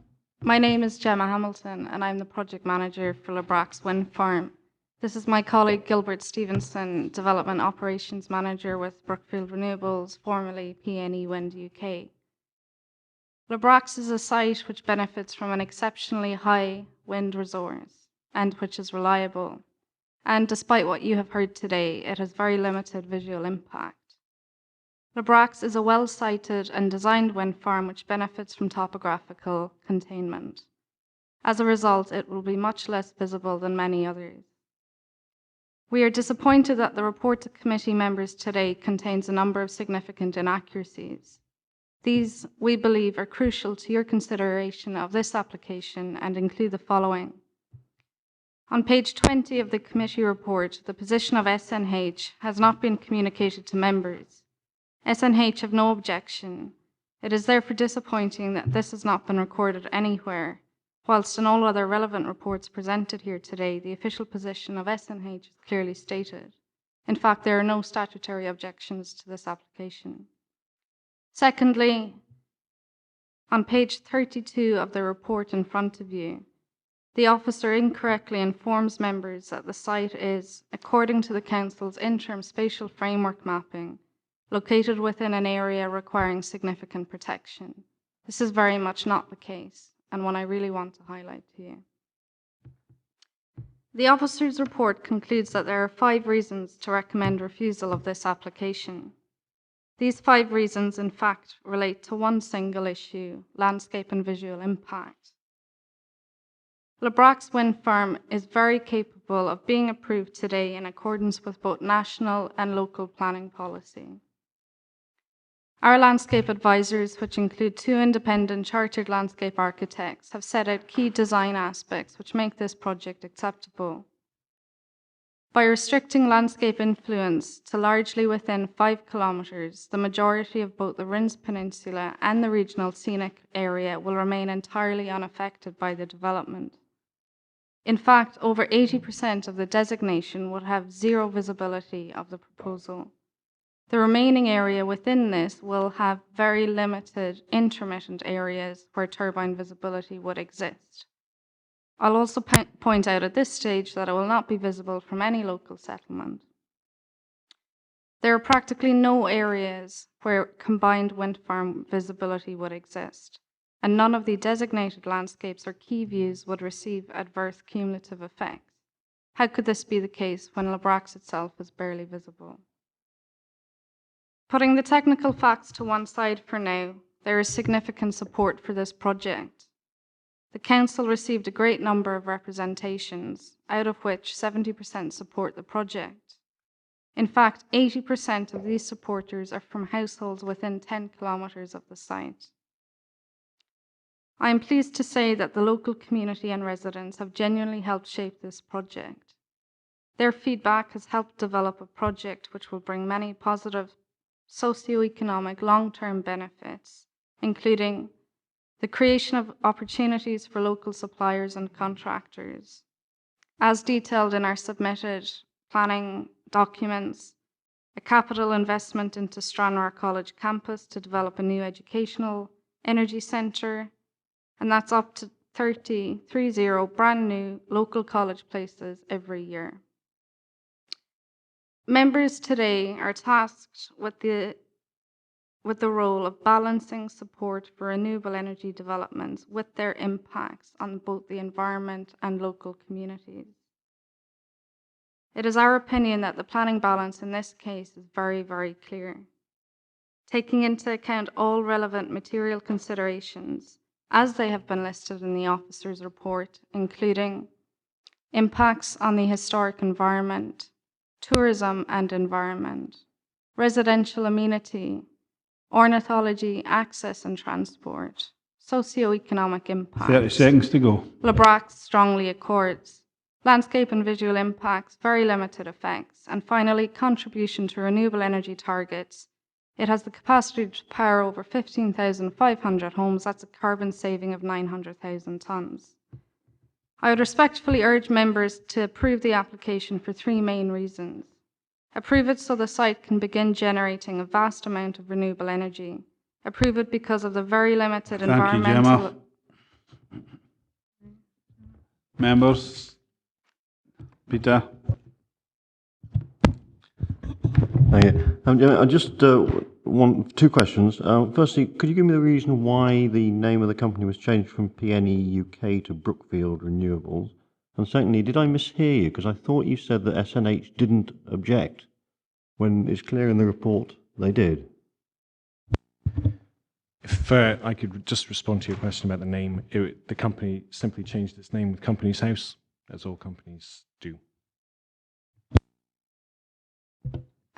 It is my understanding that there is no formal objection in place from SNH.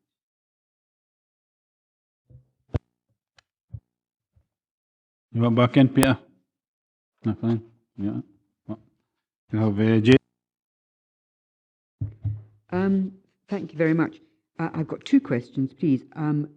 You talked about an inaccuracy, and I think this is a really important inaccuracy, so I would like to tease this out, please, and have you explain to me exactly what you mean about the fact that you believe that this proposal does accord spatially with the spatial requirement for the council. So could you possibly take us through that carefully and slowly, please?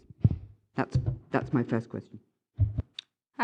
Well, as members will be aware, you have an adopted local development plan and supplementary guidance, along with interim spatial framework mapping.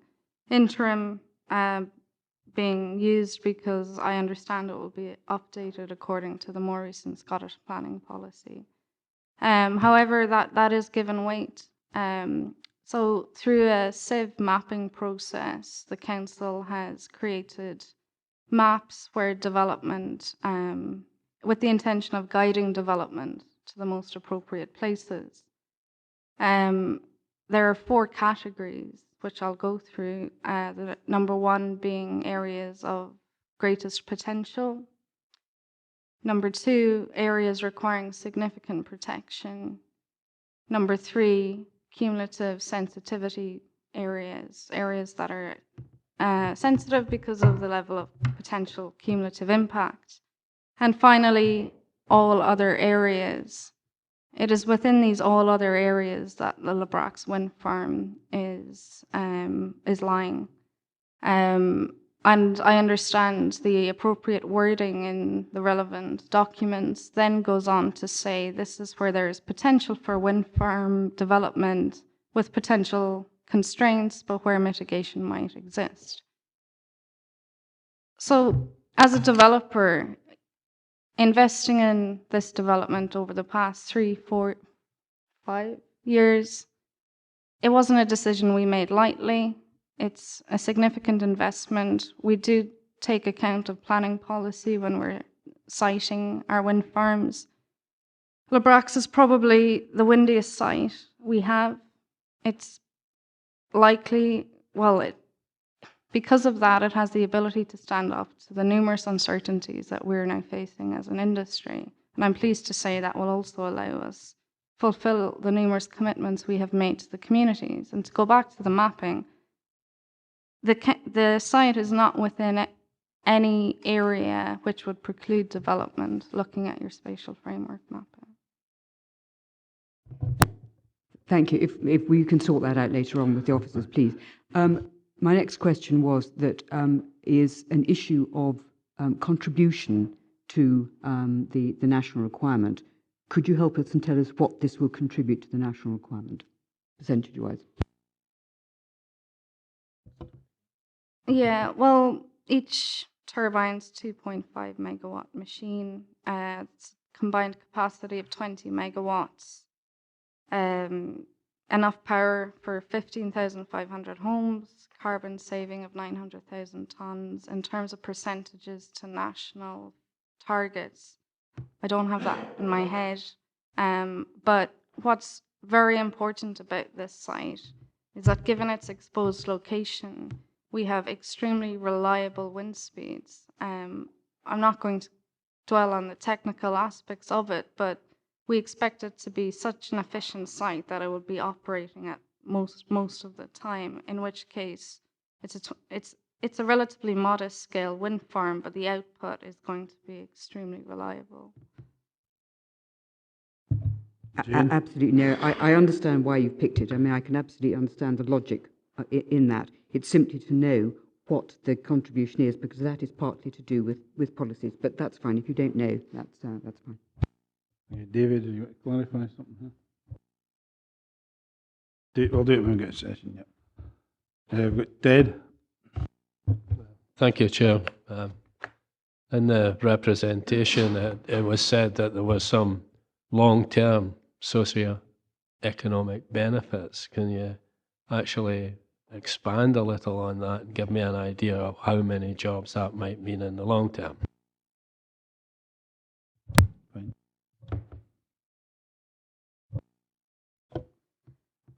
In terms of long-term socioeconomic impacts, there would be anything from directly employed on the Larbrax site, there would be anything from 2 up to 10 employees. So quite similar to what Tony said. I fully, and as a company, we are fully aware of the concerns and frustrations associated with the long-term operation of wind farms after the construction stage. This is what led us to bring about a scheme that had enabling investment into skills development, led by jobs demand. We've spent 2 years working with the local college on how we can do this. So I would see that the actual wind farm site itself being used in parallel to the courses that we're going to bring about, whether it's through site visits, on-hand training, whatever it might be. But to answer your question, I would also add in that submitted with our planning application was we employed a local archaeologist who knows the area very well to undertake an assessment of the area of the wind farm and its surrounds. He drafted a very interesting and exciting to many local people plan for the future. That's to include the wind farm and improving access to various sites of cultural heritage in their surrounds and indeed within our site boundary. Together with that, and we've discussed this with companies like Luce Bay, there will be footpath maintenance, verge cutting. The site itself is agricultural.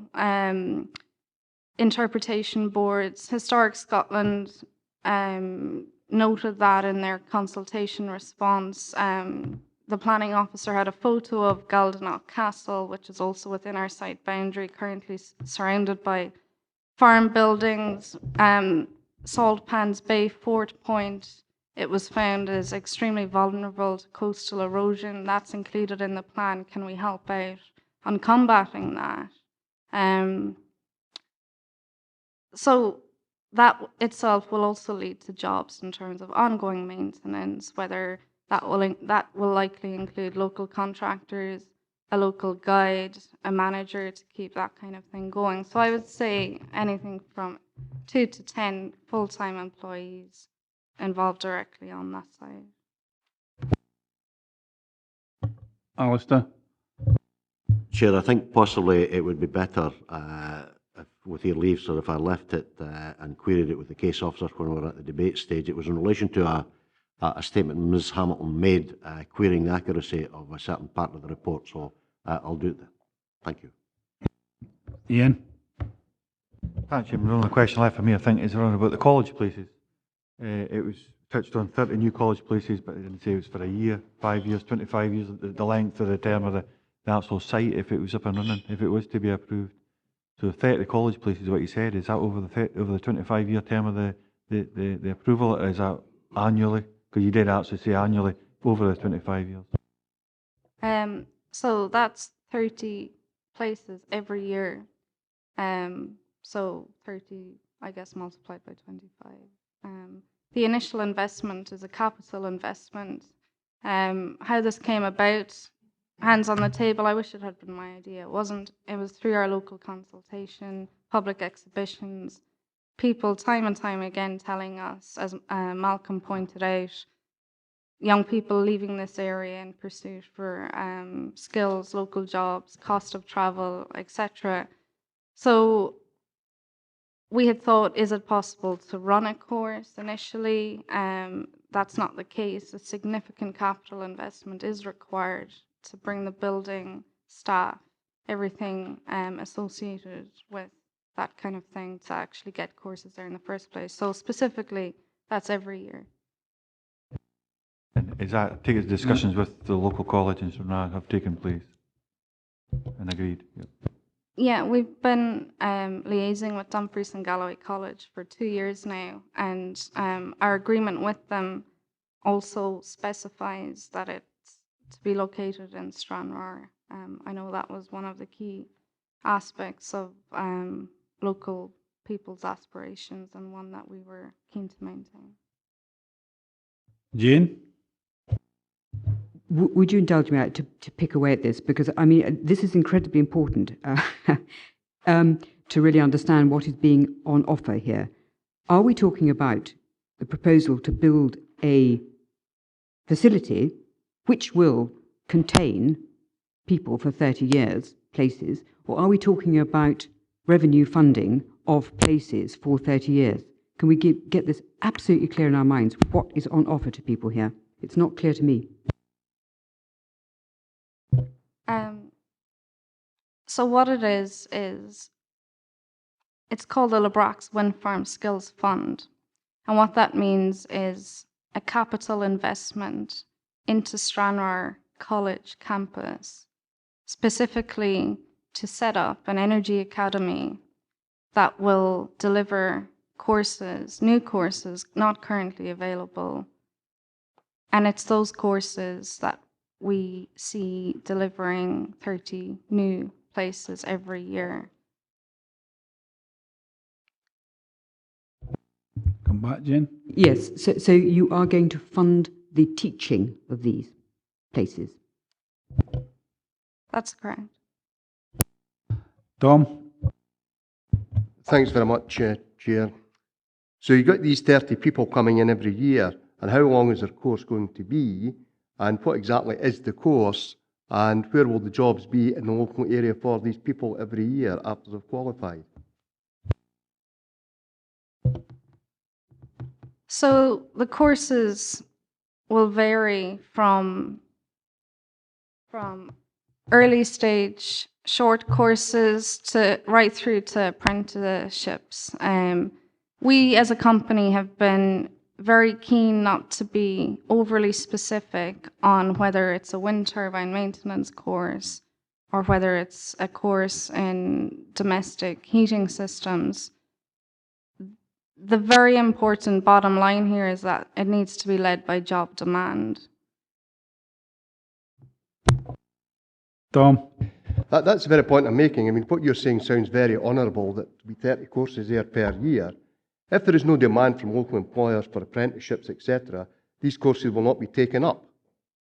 Because you cannot create apprenticeships if there's nobody to employ these apprentices during their apprenticeship or after their apprenticeship. So what you're saying is, if possible, there will be 30. It may well be there are no jobs whatsoever, no courses whatsoever. Is that not the truth of the matter? Right. Just, we'd see it slightly differently. It's chicken and egg situation, as I'm sure all of the members are aware, when it comes to new job creation. The Larbrax wind farm goes ahead, for example. We are able to source local contractors competent in delivering the services and skills we require from the local area, such as Luce Bay plant hire. They are then able to take on staff appropriately trained from the college courses that we are supporting, and in order to retain their employment locally. So we see it very much as a chicken and egg situation, and I agree with what you've been saying. I'm back in there, Tom. Yeah, I mean, I appreciate that, because essentially what your colleague said was that the number of permanent jobs is likely to be between 2 and 10. So if you happen to get 30 folk in the first year, they might be amongst the 2 and 10 who have a permanent job, but for the future, there's no guarantees. And talking about the socio-economic benefits, it may well be that you get these 2 or up to 10 extra jobs on a permanent basis. Have you looked at the negative side of the jobs that may be lost in the local tourism industry? If I could just respond to that briefly, we did carry out an assessment on tourism impacts as part of an environmental impact assessment. That was reviewed by statutory consultees who have no objections to our proposal or no criticisms of our assessment.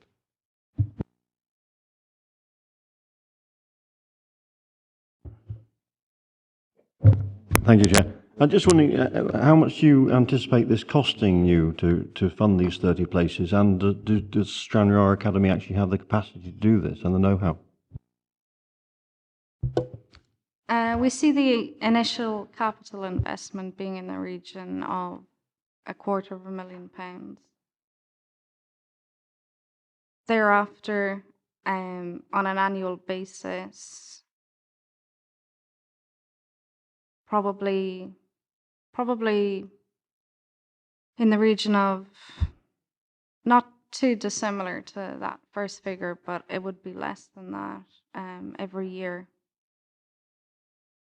Yeah. Sorry, I'm just following on. Does Stranraer Academy have the know-how and the capacity to maintain this? Yeah, I mean, that was a key concern of ours as a company. Investing in something, you want to be sure that it's going to be capable of being delivered.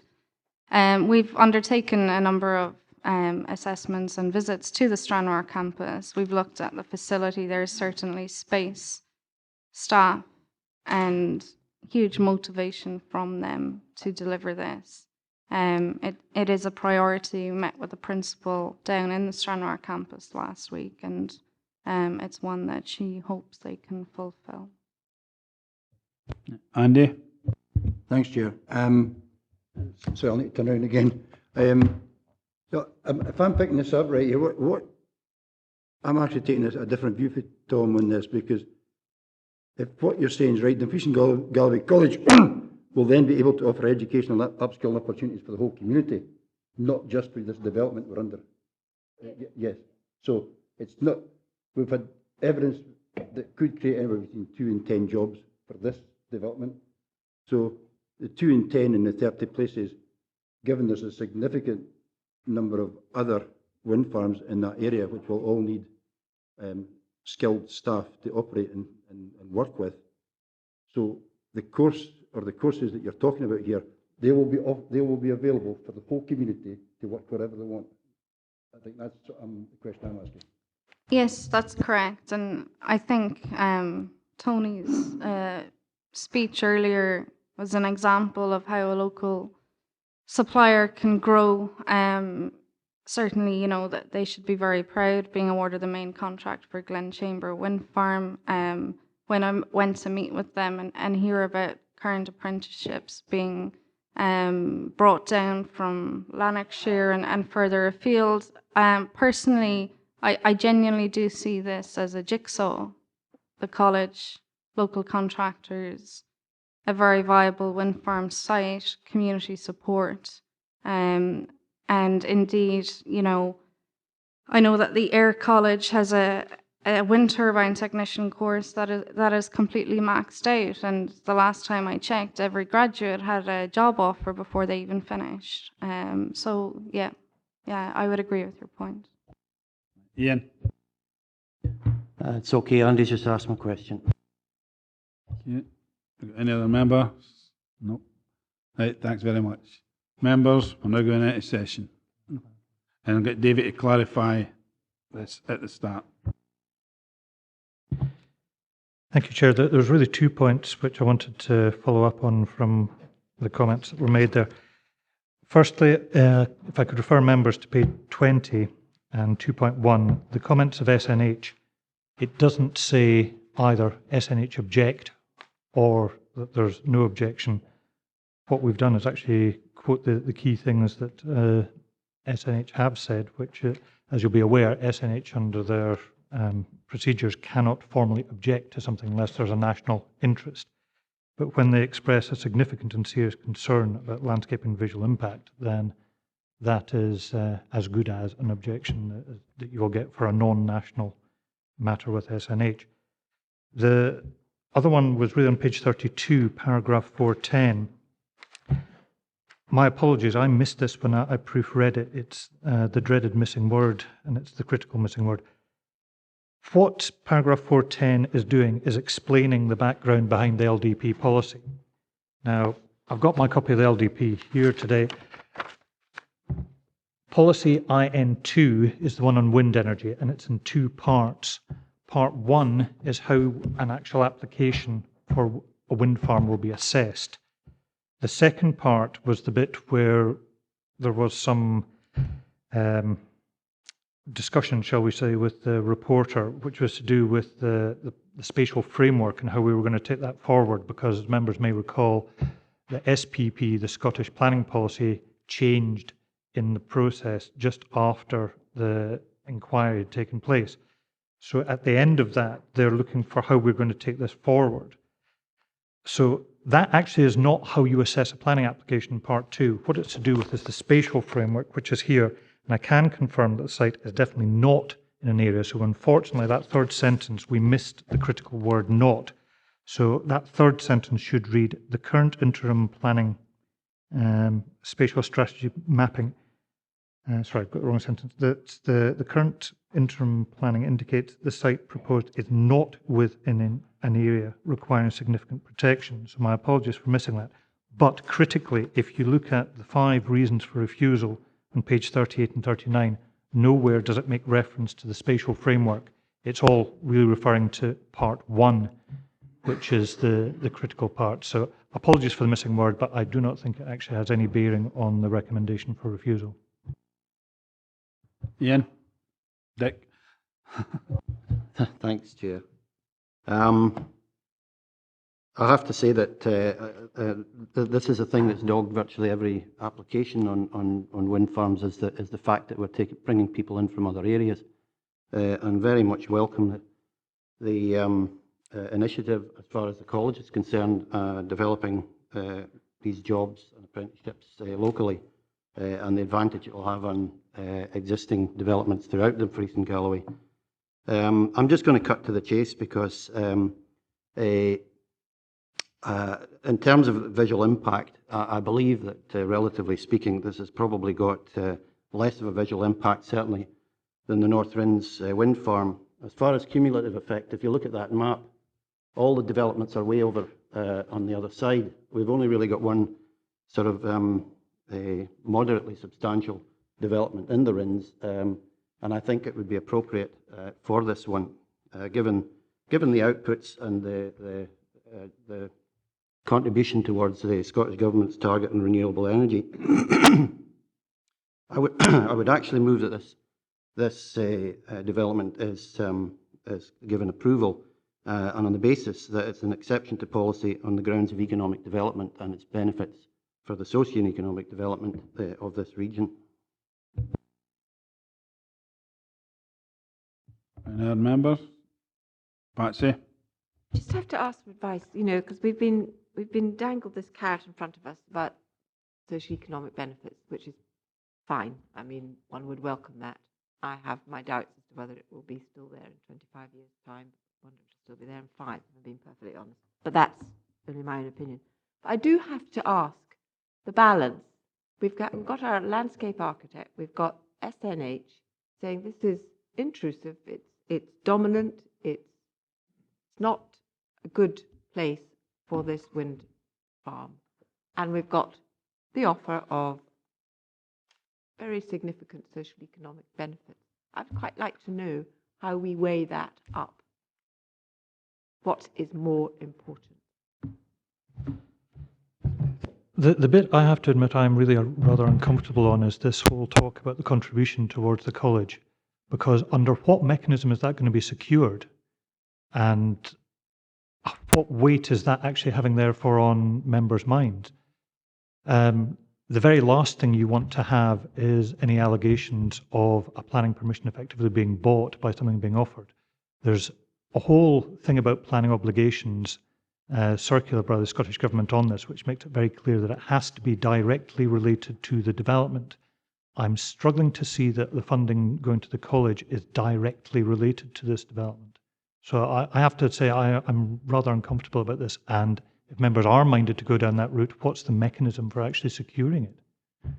Could I raise a point of order here, Chair, if you don't mind, because I want to be absolutely clear. I'm not moving on the basis of the college funding. I'm moving on the basis that I believe that there is sufficient or substantial socio-economic benefits to the area from the jobs and maintenance of that wind farm. So you can, as far as my submission is concerned or my proposal, you can take the funding of the college out of the equation.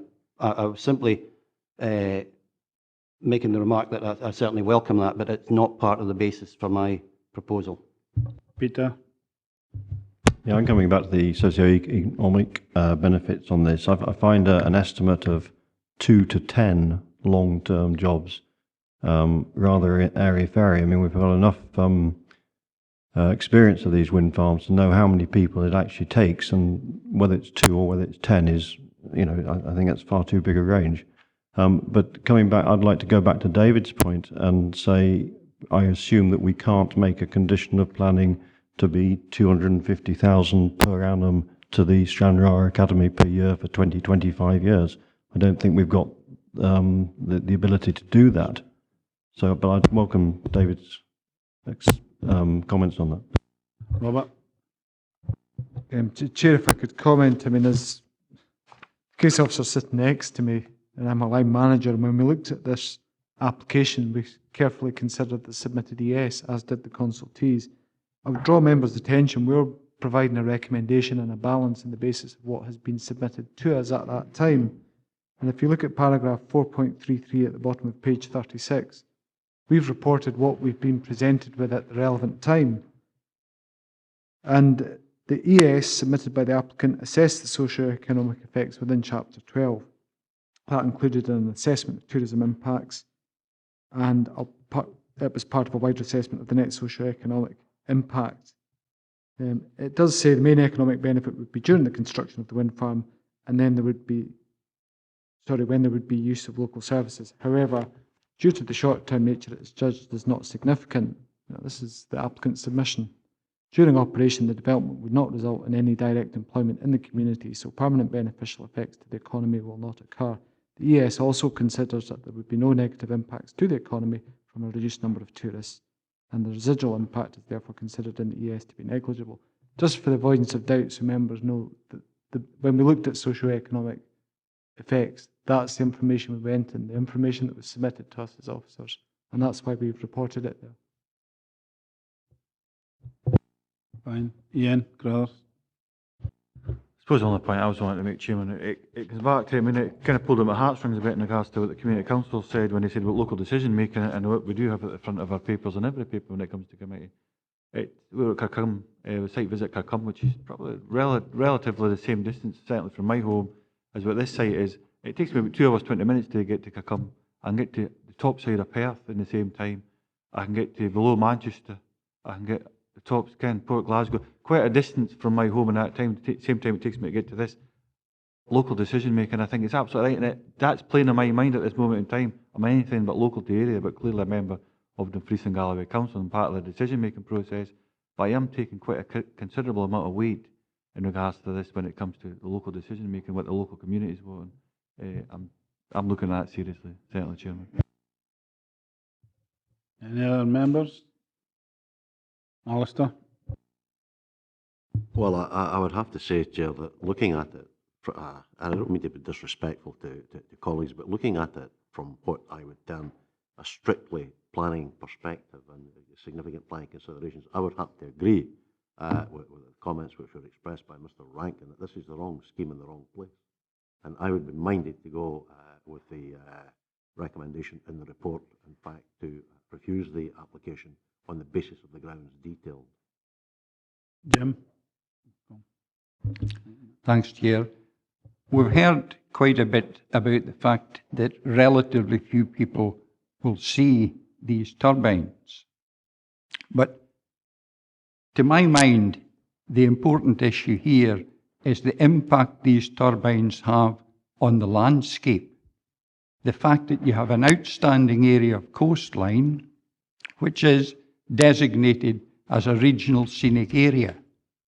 We saw the slide of the coastline, an area of substantial beauty. Now, the fact that you can't see the development from your home is not what is at issue. It is the effect this has on the scenic landscape. Dom? Yeah, thanks very much, Chairman. I'm happy to second Alistair. I was very taken by the eloquence of the objectors, who are local people who appreciate the landscape that's been there and want to see that landscape maintained for future generations. I'm not convinced by the arguments put forward by the applicant. The socio-economic impact that's contained in the report is pretty negligible. You know, we heard people mention scaremongering. Every time you get wind farm applications coming here, we hear scaremongering from one side and gilding the lily on the other side of the possible benefits. So I think on balance, I would agree with Alistair that this should be refused. Peter? Sorry, I was going to withdraw. I totally agree with the latest speaker. Alistair? Wits?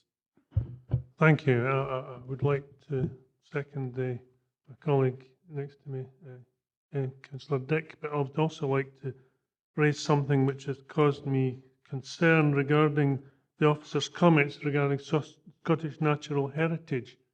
The officer has invited us to assume that this is an objection.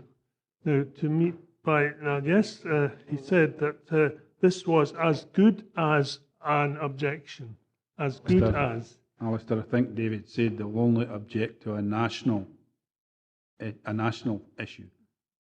This is a major one. As I say, this is more localised, so they will not object to this, but they can put in a strong word, as David. Okay. Yeah, just to clarify that, it is not an objection, nor did I say it was an objection. They will only object in the instance that it is of national importance. But it is quite clear for officers to be able to read between the lines. And if you get words like significant and serious concerns, that is as strong as you will ever find from SNH for a non-national application.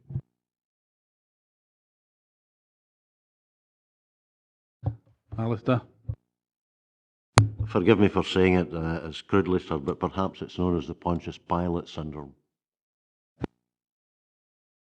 No.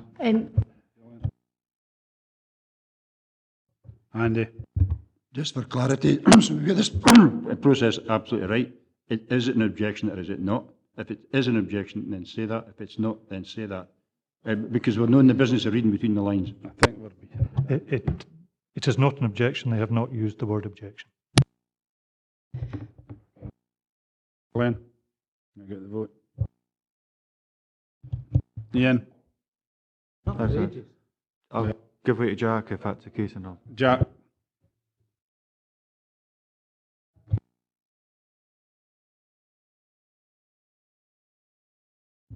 The one question that we didn't have answered by the officers, the two dwelling houses that were within 1 kilometre of this site.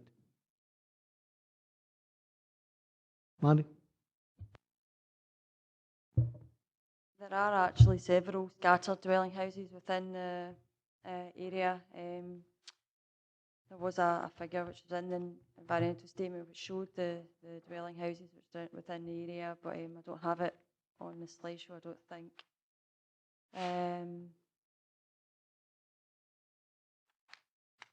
Yeah, I mean, a lot of the viewpoints are actually from areas where there are some dwelling houses,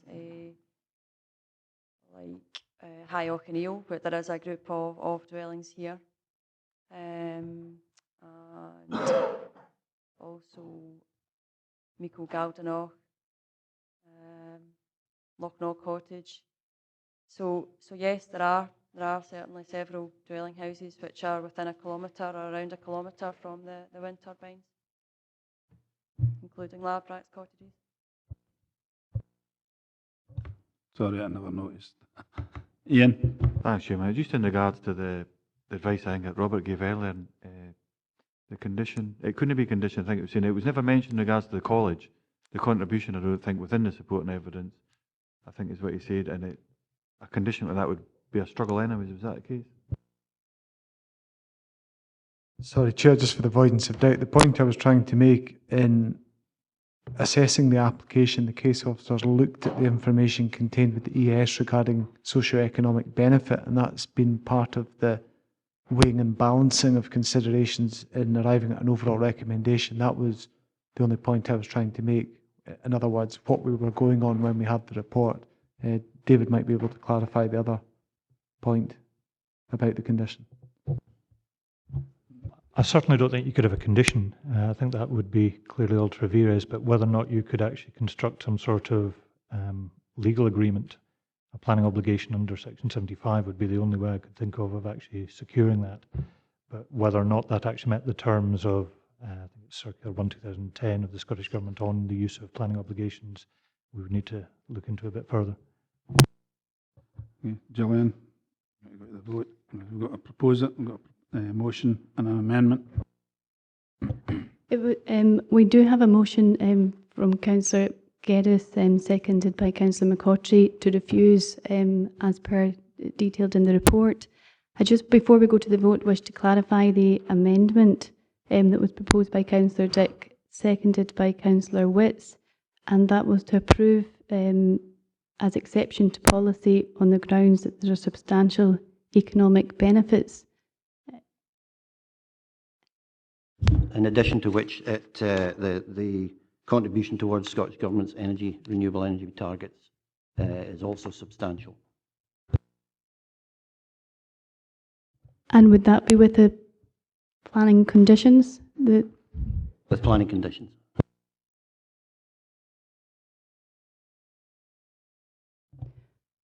With planning conditions and a Section 75. Section 75. Okay. If we go to the vote, Councillor Martin. Motion. Councillor Blake. Apologies. Councillor Carruthers. Motion. Councillor Dick. Amendment. Councillor Diggle. Councillor Ferguson. Amendment. Councillor Geddes. Motion. Councillor Gilroy. Councillor Groom. Motion. Councillor Maitland. Motion. Councillor McCautry. Motion. Councillor McComb. Motion. Councillor McKee. Motion. Councillor Stephen Thompson. Amendment. Councillor Ted Thompson. Motion. And Councillor Witts. Amendment.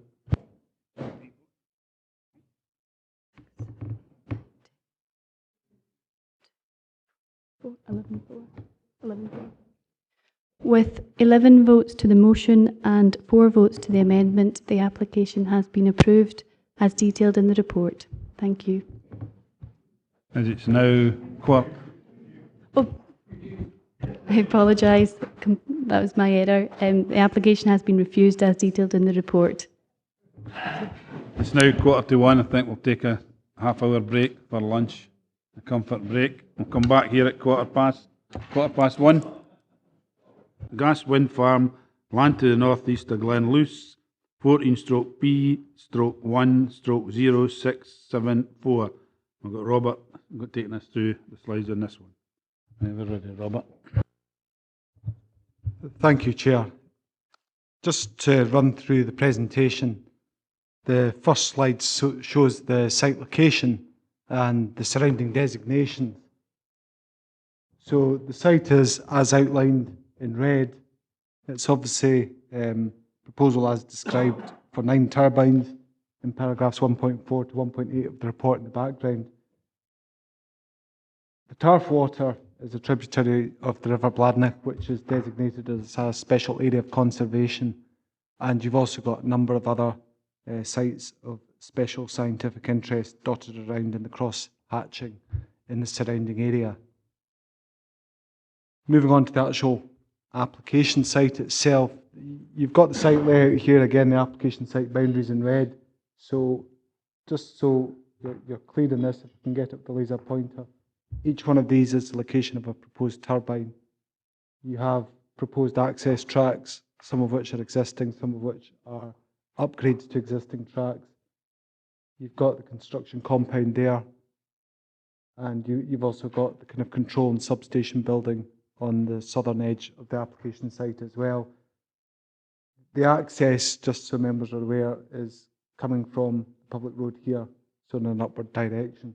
So that gives you an idea of the kind of proposed layout that we're considering here.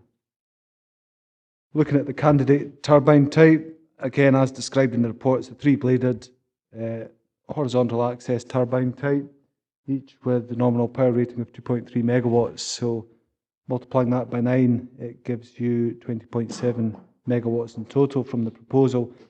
Each one of these would measure 126.5 metres from base to tip at its highest point, with a rotor diameter of 93 metres, so that's the overall blade sweep kind of diameter, if you like, and the hub height, part of it there, 80 metres above surrounding ground level for each turbine.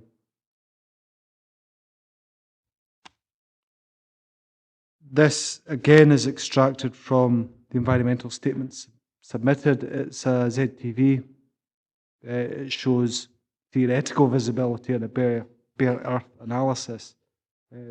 The 3 colours here, there's a light yellow, a bolder yellow, and a green, seem to be the kind of prevailing colours. So you've got 3 categorisations: areas where gas farm may be visible, areas where other wind farms may be visible, and areas where gas and other wind farms may be visible as well.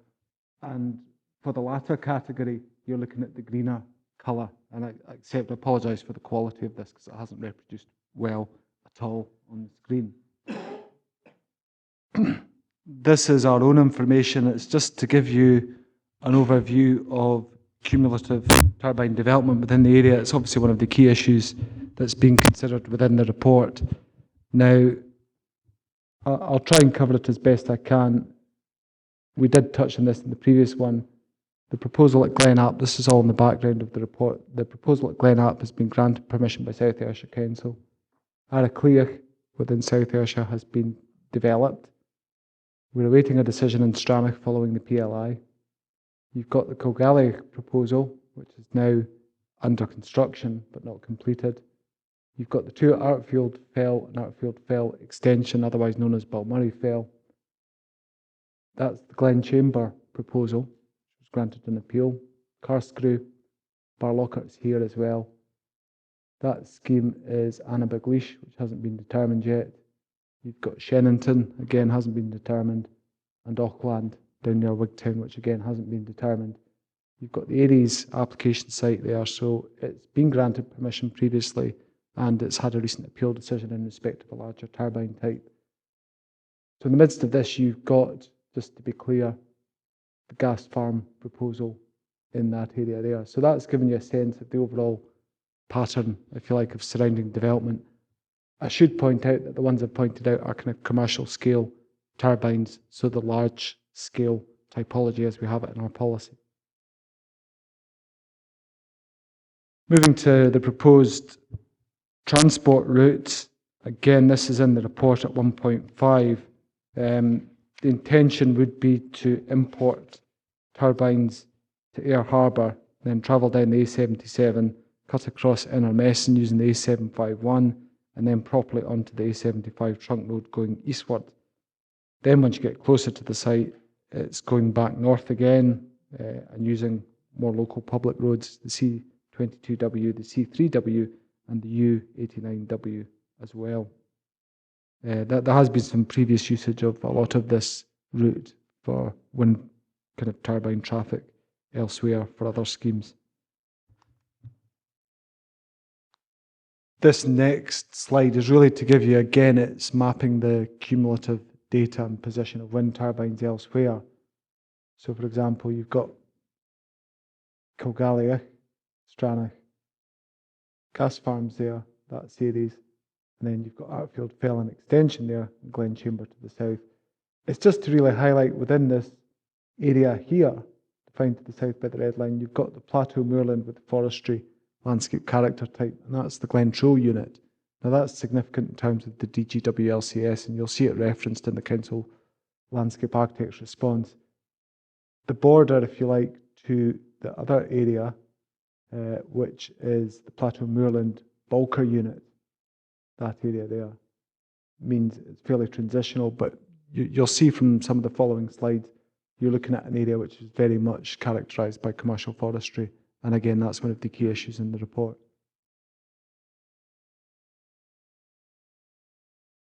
The first viewpoint is from Eldrick Fell. This is again in the submitted environmental statement. Just to give you an idea, this is looking southward, and it's a view 1.1 kilometres from the nearest turbine.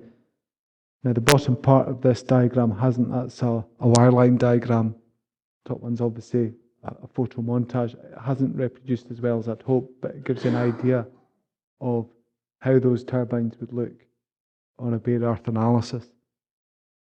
The next one's maybe slightly better. This photo montage, you can see the turbines from this viewpoint, just to give you an idea how those relate in terms of the existing kind of landscape cover and character.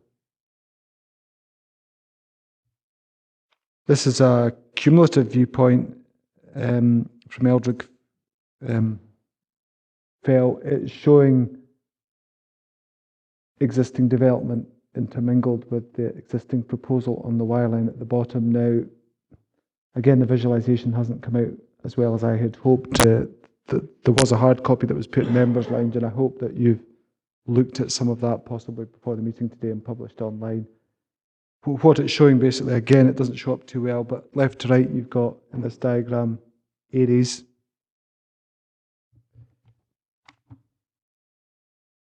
and it's quite close to the viewer. Then you've got Auckland, which is more remote in the background, over the brow of the hill. That's an undetermined case. Anemometer in the distance, behind gas. Again, undetermined. Then you've got Barlockert extension, Carscrew, Glen Chamber, and Artfield Fell and Artfield Fell Extension, also known as Balmurray Fell. So that gives you an idea of the spread of view. But again, I accept that hasn't reproduced as well as I'd hoped. Viewpoint 4, this is at a point south of Loch Ronald. It's looking northwest over Loch Ronald itself, about 2.2 kilometres from the nearest proposed turbine. You can see on the Y line, you're looking at, these are the turbines, all 9 of them, as you would see them. So they would crest, if you like. And again, this is a bare earth analysis, so it doesn't take account of tree cover. But looking at the Y-line diagram, that's the kind of pattern you would see at that location.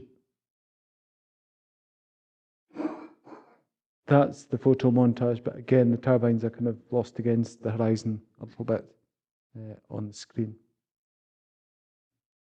Moving to the next cumulative viewpoint, this is again, same viewpoint, south of Loch Ronald, and it's showing the existing pattern of development. It maybe comes up slightly better in the wireline, which defines what you can see from this location in theory. So left to right, you're looking at Glen Chamber, Artfield Fell and Extension, Kilgalliach, which is in the distance, and Aries as well, to the right-hand side. This is moving closer to the application site. It's about 1.2 kilometres from the nearest proposed turbine, and it's looking north from near Turfbridge itself. The wire-line's a bit clearer here in terms of what you can see. So again, something you're going to see at that kind of range over the brow of the hill, and obviously the road's on the right-hand side. This is a photo montage. You can pick out some of the turbines on it and the hubs.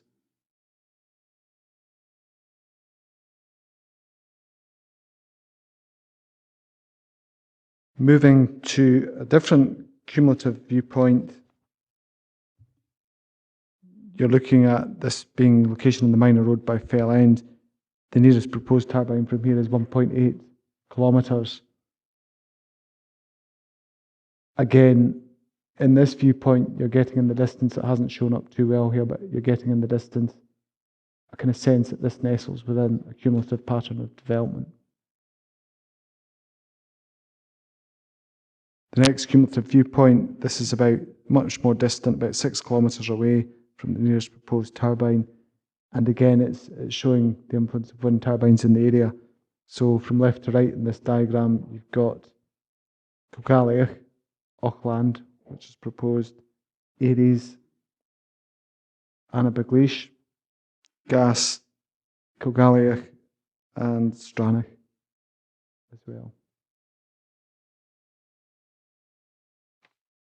Torbert Hotel and Bungalow, again, something that's been considered in the report. This is a viewpoint about 1.8 kilometres from the nearest proposed turbine. It's looking towards the north.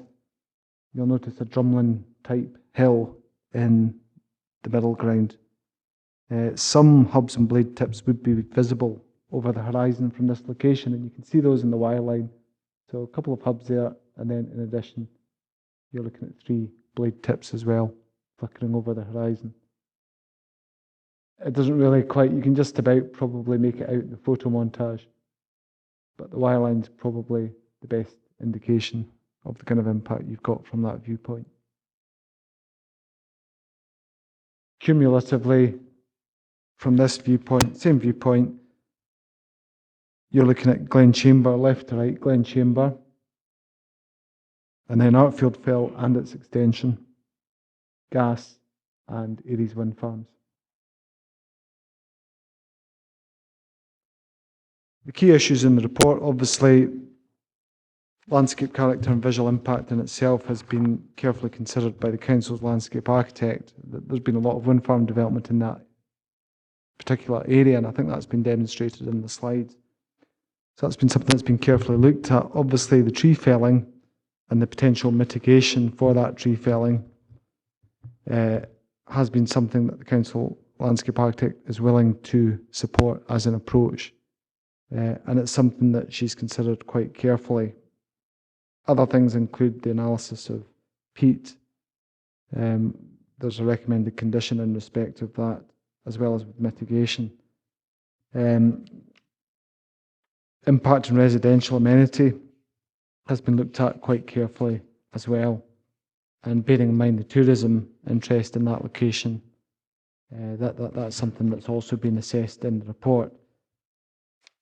So really just coming to the report in a very brief summary to that, we recognise that wind energy developments, because of their nature, they're likely to result in significant environmental effects, and we're not denying that is the case here.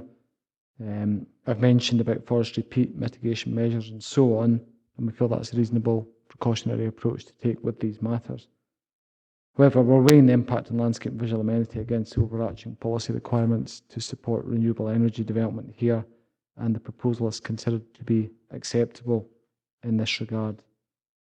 Potential effects of the proposed development in terms of amenity in local communities, aviation, defence, historic environment, biodiversity, economy, tourism, access and transport, forestry and other material considerations have either been satisfactorily addressed or can be addressed by the imposition of appropriate conditions. And on that basis, the proposal has been recommended for approval, subject to the conclusion of a Section 75 agreement covering the heads of terms set out in the report on page 93.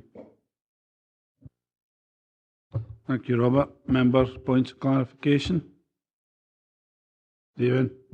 Thank you. Page 66, I think it is. Scottish National Heritage. It says no objections there. I was just wondering if you could explain again what the how Scottish National Heritage object or don't object, and should we sort of maybe not include these things anymore? Robert? SNH are obviously a government consultee, they're a government agency, but we obviously regularly consult them on applications. Sometimes they're a statutory consultee, sometimes they're not.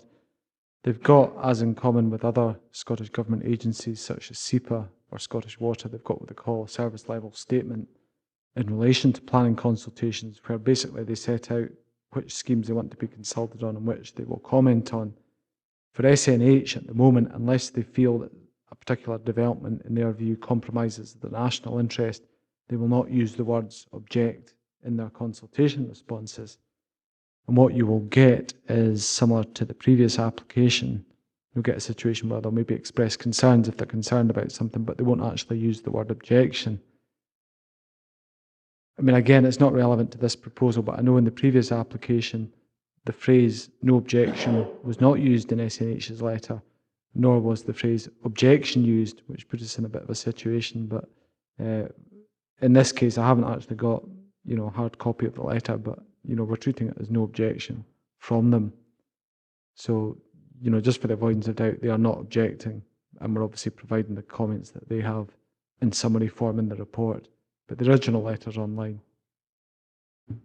I think it's just, a bit of consistency. I mean, clearly Scottish National Heritage don't get involved in objections. They give feedback and comments. And I think we should be, at least endeavour to be consistent in not using the word objection whenever we're reporting back on Scottish National Heritage. Because as you've drawn attention to the last application, that was a point that needed clarification a number of times. Come back to that, Robert. I think it's a fair point. I think we need to look at how we're reporting comments from SNH in future. Just, we don't want to mislead members in any way. It's just sometimes difficult if they're not using terms like object, objection, no objection, which is what we would like as officers, but which a consultee might not be willing to provide. So it's something we need to look at in terms of, like you say, consistently reporting the views of SNH so members are clear. So I think I'll take that point. There is a slight difference there between this report and the previous one. Patsy? Thank you. It's about roads, Robert, and I'm looking at top of page 53, where it says that there'll need to be some public road widening and junctions widening and things, because these are bigger vehicles coming in than in previous times. But I also notice in the recommendations on page 93, under the Section 75 planning obligation, heads of terms, that there's an obligation that the developer and contractor will repair the damage. Do we have to put the roads into, do we have to pay to put the roads into a condition that they can be used, and then if they're damaged, they will compensate? Or will they use the roads, make a mess, and then they'll have to pay to have them sorted. What way around? How do we do it? Do we get the roads in a good enough condition to take the lorries before they start, or do we get them to repair them after they've wrecked them? I'm obviously no roads engineer, but to answer that point, Chair, my understanding is there's a photographic survey done of the proposed route before the application is commenced. And in that scenario, that's kind of agreed, and that's the baseline situation, if you like, before development commences. Then the development programme happens, and after that, there's another survey, there's a resurvey of it, and essentially the obligation is on the developer and their contractors to repair any damage to the public road network as the result of their operations on it. But what I'm just wondering is, does that happen after they've constructed the turbines, or does it happen at the end of 25 years? Or, you're going to have a bad road there for everybody to use for 25 years and then they'll sort it? Or, how does it work? Because it's quite important if they're making a mess of our roads, because they just get worse and worse.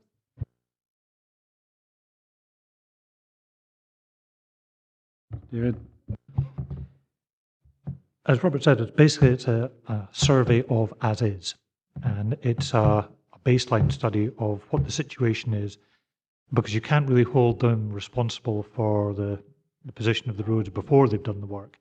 Obviously, if the council has gone in recently and done some repair works, well, that's fine, but that will be part of the baseline study.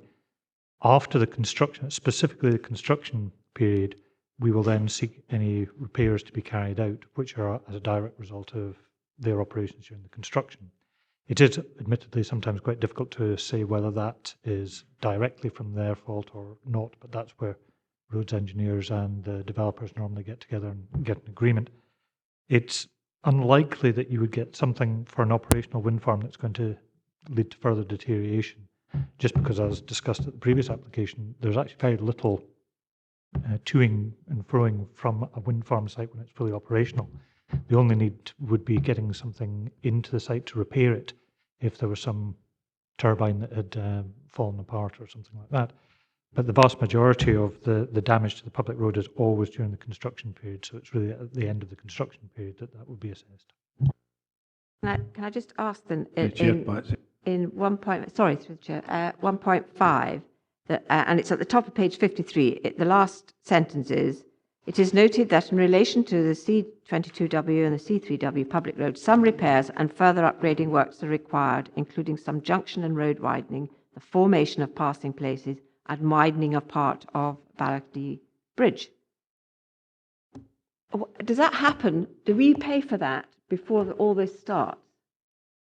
Because surely if there's a bridge needing to be doing, that has to be done before you take any heavy vehicles over it. There's junction widening need to be done. You do that before you start. And I'm just wondering if we pay for that. I don't think that is right if we don't need to do it. It's all being done in order that a turbine lorry can get in. David? No, basically the works which are necessary purely for the development have to be undertaken at the developer's own expense, and their conditions, one of the 52 odd which are in here would cover that they have to undertake those works. Fine. Tom? No, I just I don't know if Robert can answer this, but I notice on the when they bring the turbines in, they bring them in by sea to air and then all the way down the coast road. It would be a bit simpler just to bring them into Port Patrick or Stranraer and haul them for there. I don't think they put the investment into Stranraer. I think they're putting it in now. Chair, I can only assume it's not feasible to deliver the turbines or take them off the boats at Stranraer or Port Patrick. Otherwise, I'm assuming that the developer would do that. Ian Crothers? Just a really small point. The team were talking about the report itself. Page 53, 1.8 is a yes or no would be suffice, Robert, if that's possible in regards to was it a material consideration or not? 1.8.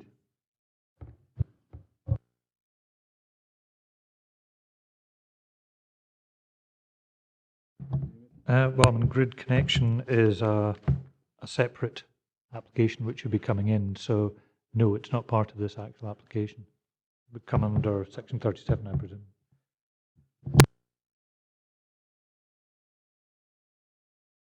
No, it's okay, Chair. I was actually on the point that Tom's already made. Is there no one else? Could I ask, if we've no objectors and no supporters, could I have Suki Atwell, the applicant, please? You have 5 minutes, and I'll let you know 30 seconds to go. Okay, thank you. Good afternoon, and thank you for allowing me the opportunity to speak today. I'm one of the founding directors of Willowwind Energy Limited. Willowwind and our team have been working on proposals for gas wind farm for over 4 years, and welcome the positive recommendation put before you today by your planning team. Gas was initially scoped as a larger scheme of 19 turbines. However, working in partnership with the council planners and the local community, we have listened to concerns raised and have amended and reduced the proposals to the current 9-turbine layout. I'm pleased to be speaking to you all with a positive recommendation and recognise hard work from both ourselves and the council to reach this position. Throughout the process, we've worked closely and effectively with the planning department and have committed to continuing this positive dialogue going forward in order to action the compensatory mitigation outlined in the recommendation should we gain consent this afternoon. Gas Wind Farm has received no objections from statutory consultees, and the project is located in an area of greatest potential for large turbine typologies, as determined by Dumfries and Galloway LDP. Gas is located between a consented development at Aries and existing development Artfield Fell on an area noted by the planning officer as lower sensitivity landscape. As such, our development will act as an infill site, as a natural extension to these developments. It will have been clear from reading the planning officer's report that we faced ongoing challenges in reaching agreement with respect to the forestry felling and restocking requirements. However, we have worked closely with the key stakeholders, Forestry Commission Scotland, SNH and the Council, to agree a compromise that all parties could sign up to. This agreement has now been reached. FCS has accepted that full details will be set out in the scheme of compensatory mitigation measures as defined in the planning officer's proposed condition number 7. We recognise that there are 21 objections to our proposal, but also note that the majority of these come from locations out with the locality of our development, in particular Castle, Douglas and Kirkpatrick. We have actually been encouraged by our consultation with the local communities through a series of public exhibitions, public information days and community liaison forums, all of which have been used to inform our proposals and ensure the impact on the local communities is limited. During the consultation process, we've developed strong relationships with local community councils in Glenluce, Newluce and Kirkcolm, and will continue to engage closely with each community going forward. The report also notes that there's a number of late representations which were received in support of the application. There was in fact 44 letters of support, more than double the number of objections, some of whom have joined us today. This level of local support is vital because, as you can see from the planning officer's report, we accept that there are likely to be some remaining visual impacts at a local level, even after mitigation. However, the work we've undertaken to redesign and improve the layout has resulted in a scheme which has the support of many in the local community. We've struck a balance, but our role doesn't stop there. The project offers many opportunities to ensure that it is the local community who benefit the most from having the project in their area. We estimate the construction of gas wind farm will represent an investment in excess of £20 million. And Willowwind is committed to spending a significant proportion of this total within the local economy where possible. We've already had preliminary discussions with a number of experienced companies based in Dumfries and Galloway, and that would look to work with in the construction phase of the development and look forward to progressing these should we be successful today. We've developed a community benefit model which we hope to help to address these issues. Community benefit funds will be in line with Scottish Government guidance for onshore wind developments, and over the lifetime of the project would deliver approximately 2.5 million to the local communities. Once again, I would encourage the committee to follow the recommendation of the planning department and consent this development. Gas wind farm has been thoughtfully located, designed and amended to ensure it complies with your policy requirements. We believe that this is an opportunity to accommodate renewable generation in Dumfries and Galloway, whilst ensuring that what is accommodated will deliver considerable economic development and community benefit opportunities to the local communities and the wider region. Thank you. Okay, members. Ian. Can I just ask you, just in terms of jobs, both in the initial construction and the maintenance and ongoing, ongoing maintenance of the wind farm, what sort of numbers do you propose there? Are you looking to develop them to hire locally? And have you had any discussions with the colleges in terms of the possibility of apprenticeships in future?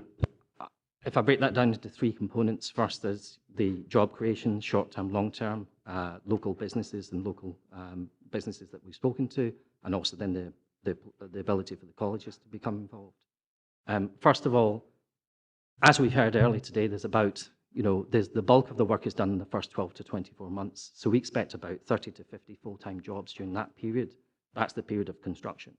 As we've all highlighted in the earlier session where we heard the other wind farm application, there's actually not that many long-term jobs, and I'm not going to shy away and deny that there is or there isn't. There's actually only about 5, roughly, I would say between 2 and 5 long-term maintenance contracts that would be there to implement. And that would be with someone that's in the local area, because it doesn't make any commercial sense to be importing that from elsewhere. So when we've been looking at this and looking at our interaction with the colleges, we've hosted an event at Stranraer College, and we've hosted an event at the Freest and Galloway College as well. The university campus. And the feedback we've had generally is, if we get fixated on just renewable energy job creation, then we're actually working through tunnel vision. We're not taking the blinkers off and looking at the wider locality in terms of what people want. So people don't just want to end up in wind farm jobs, because there isn't a plethora of those jobs. Ultimately, there are other jobs in the locality. For instance, you could be generating jobs through local garages, hairdressers, or butchers. There's a whole variety of job creation that can be created, because if you end up with courses that are designed to take on board what's happening in the environment in terms of job creation, that's how you'll address that need. So when we've gone into the colleges, we've actually spoken to them with an open mind and said, okay, the starting point is a scheme that generates renewable energy, but that benefit, that's the tangible benefit, and can be delivered to the communities. So Kirkcolm, Glenluce, and Newluce, those beneficiaries are the residents of that community. And what I've heard and taken back as feedback when we've had our consultations has been, we can't get to these colleges, and Stranraer is the poorer cousin out of the two. So how can you go about addressing that? Well, a simple fix would be relying on transportation for the people that live in rural areas and can't get to the colleges. And we've had that healthy debate and discussion. So a way that you could solve part of the issues is accessibility to the education through transportation mechanisms, etc. Does that answer your question? Do you want me to continue? Dan? Thank you. Yeah, it was just a quick question. You mentioned it at the start about the Forestry Commission. Obviously in the report it dates the last position on the 7th of August, and obviously there's an update to that. I noticed in the report, which you probably have as well, that 89 hectares that would have to be negotiated, I suppose. Is there any more detail on that? We've actually had email correspondence which the planning department have seen. They've actually accepted what we've put forward, and therefore in terms of conditionality, we're willing to accept compensatory mitigation. Ian? Thanks, Chairman. I suppose it's just your community benefit model is quite intriguing. It sounds quite good, Suki. You're saying that you're making the education and training and the local needs quite accessible, I think is what you're saying. And you're not just targeting renewable energy, you're actually targeting the actual local need and demand. So that is quite intriguing. I've never heard that before. Councillor McCaughtrey picked up on a point earlier, which again I was quite interested in. And you've chosen a particular route in which to bring your infrastructure in. And the probably further economic benefit, if it was in a more local port or such like, is a particular reason why you've chosen a port away from Dumfries and Galloway rather than one, like I say, Kinrye and Stranraer, something like that? Again, another good, valid question. If we could bring the turbines through Stranraer, if it was feasible, we would do. But our preference was to actually demonstrate to you that there is a viable route which has been tried and tested by other wind farm developers. So if you look at neighbouring schemes, they exist. How did they get there? They've come in through that route substantially. So we're not trying to reinvent the wheel, but if there is a more commercially viable and you know, a more planning friendly route, absolutely, we would take that on board. Jane? In the interests of equity, do you know what this proposal will be contributing to the Scottish Government's targets? Yes. In terms of overall national targets, not a lot, less than 1%, because there are so many, there is so much more to do in terms of generation, and this is a fairly modest scheme. So therefore, it is, in a national level, about less than 1%. However, in terms of the local area and the local significance, we're talking about 20.7 megawatts here. And we're looking at about electricity generation for about circa 10,000 to 12,000 homes. So from a local perspective, and this is being judged at a local level rather than a national level because of the size of the scheme, I think it's important to highlight it's the local community in an area that will benefit from the electricity generation. Thanks, Chair. You've mentioned you have accepted the mitigation measures from Forestry Commission Scotland. Could you provide any detail on what has been accepted? In terms of the mechanism and the interaction we've had with Forestry Commission Scotland, clearly what they're highlighting is, coming back to the earlier question, there is removal, so they want us to put back and enhance if we can. So just like any development, at a high level, there is going to be an impact. And we recognise, and we're not shying away from that, and that's come out clearly in the report. So what we're trying to achieve here is a happy balance between saying, we realise there's an impact, we realise this is an area of low sensitivity because it's mainly forestry land. However, removing that means we ought to be reinstating. But if we reinstate something that is not right going forward, then that would be the wrong outcome. The dialogue we've had with Forestry Commission Scotland is, for instance, the views into Eldrick Fell perhaps are more broadleaves rather than big tall trees, etc. So in other words, the amenity that we're taking away, the amenity that we'll be replacing that with is of greater value and greater significance in the local context. Does that answer? Yeah. Any other members? No. Right. Thanks very much, Suki. Okay, thank you. Members, we're now in session. Ian?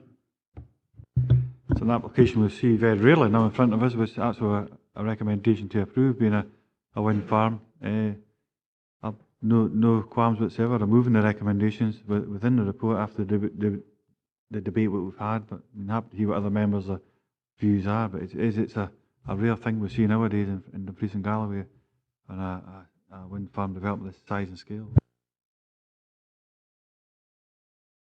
Davey? Thanks, Chair. My concern is, and it's addressed in page 67 at the top of the page, SNH consider remaining capacity for additional wind development, plateau, moorland, etc. And if consider this wind farms breaching this remaining capacity, and one of the objectors has written in, the area within 10 kilometres of the proposal is already saturated with wind farms. And actually, when you look at the maps, you've got to consider how much more are we going to do this. And I think over the years, we've been very lax in considering when enough is enough. And I don't know, it might be interesting to know what sort of mileage from one end of this piece of this land, or these turbines from one end to the other, what sort of mileage that's covering, just in distance. You know, you're linking them all, they're all linked together, whether we like it or not. It's a fact of life. And I just think that we've oversaturated this area, and it's how we try to stop doing that again. You know the answer to that? Well, Chairman, there's an opinion expressed there rather than a question, but I mean, what I would say... The question was in the distance, I think. No, I hear what's being said about cumulative development. I think we've obviously consulted a professional landscape architect who's very familiar with the Council's wind energy policies on this proposal. I've noted what SNH say in their response, obviously, and given that some thought, but looking at the pattern of development, I think one of the crucial things for myself has been recognising, as it's, I might as well get the slide up, as it's emerged, it's left, if you like, this gap site in between two schemes. You know, and it's looking at that, and then you're asking yourself, really, are the characteristics of that site substantially different to the likes of Aries and so on, which is in the same landscape character unit, and it's making these kind of judgments. You know, when is enough enough? It's a judgment call ultimately. I'm not a professional landscape architect, I'm a planning officer. It is a matter of judgment, but you know, I did see that our own landscape architect, although she has cumulative concerns, doesn't believe that she should raise objection to this proposal on that basis. So I kind of drew a lot of comfort from that, if you like. But I did notice SNH's comments about cumulative development. Alistair? Hi. It's just that I think it's something that we've recognised for a while, and we're not getting guidance for anywhere when enough is enough. And that's our big problem. But sorry to interrupt, Alistair. Thanks, Chair. Alistair? Thanks, Chair. Putting layman's speak as far as I'm concerned, first of all, is it an appropriate location? Secondly, is the proposal appropriate for that location? And if the answer to these is yes, my view is it should be granted. And I personally feel, in fact, that these proposals meet these two very basic tests that I invariably try to employ. One point I would make in passing, sir, and it's paragraph 4.54, and I say it as your representative, or the council's representative on the Galloway and Southern Ayrshire Biosphere Board. I think some of us had a certain degree of apprehension at the establishment of the biosphere, lest this became yet another stultifying layer of bureaucracy, which would be put in place, as it were, you know, to sort of interfere with the appropriate developments. And when you read that, it's comforting and reassuring, as far as I'm concerned, that in fact, particularly in the last sentence, that is considered, Chair, that renewable energy development is appropriate in principle to the transition areas of the biosphere.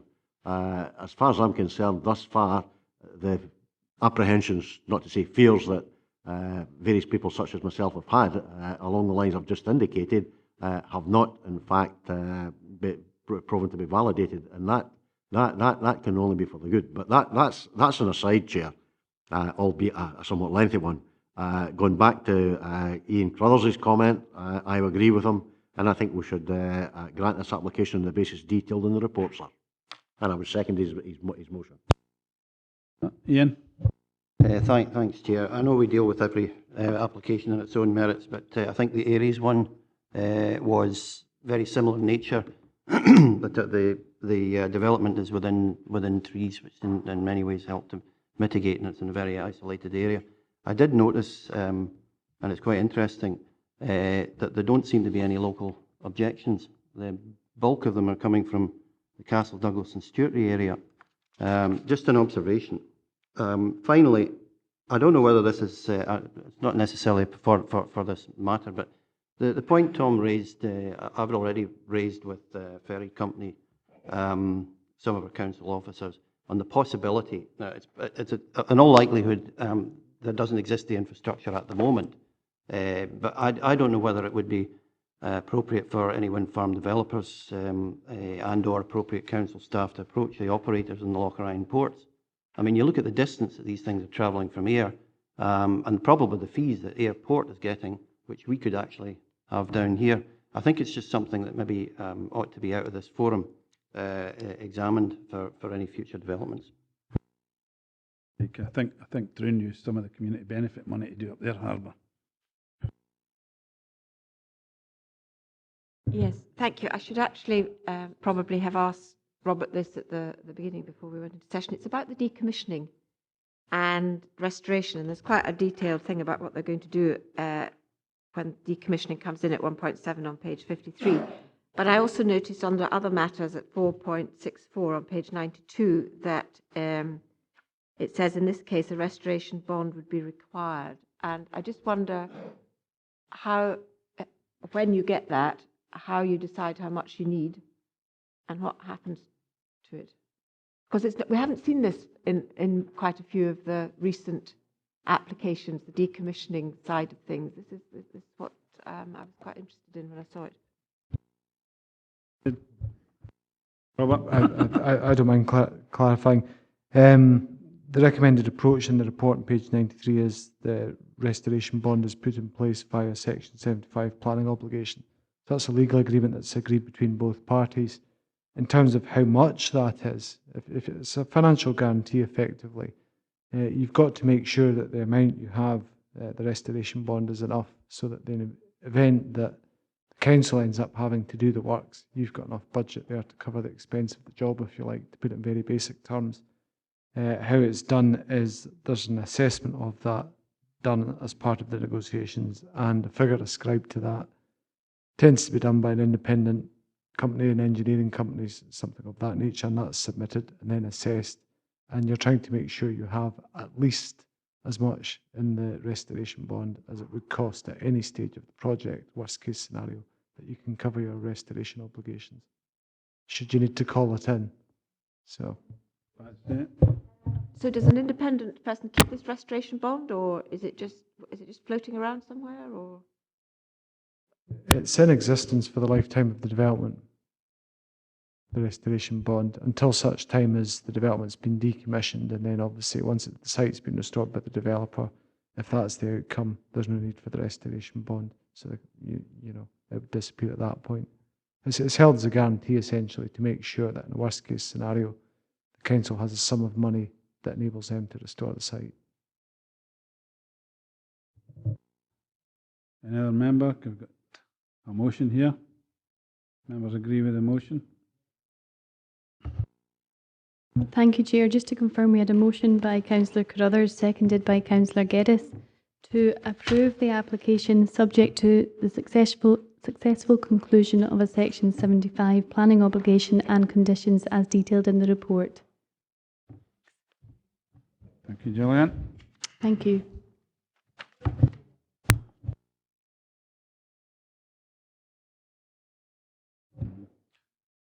We're now going to item 7, Irvington Road, Hollee, Kirkpatrick, Fleming, 15/B/4/0100.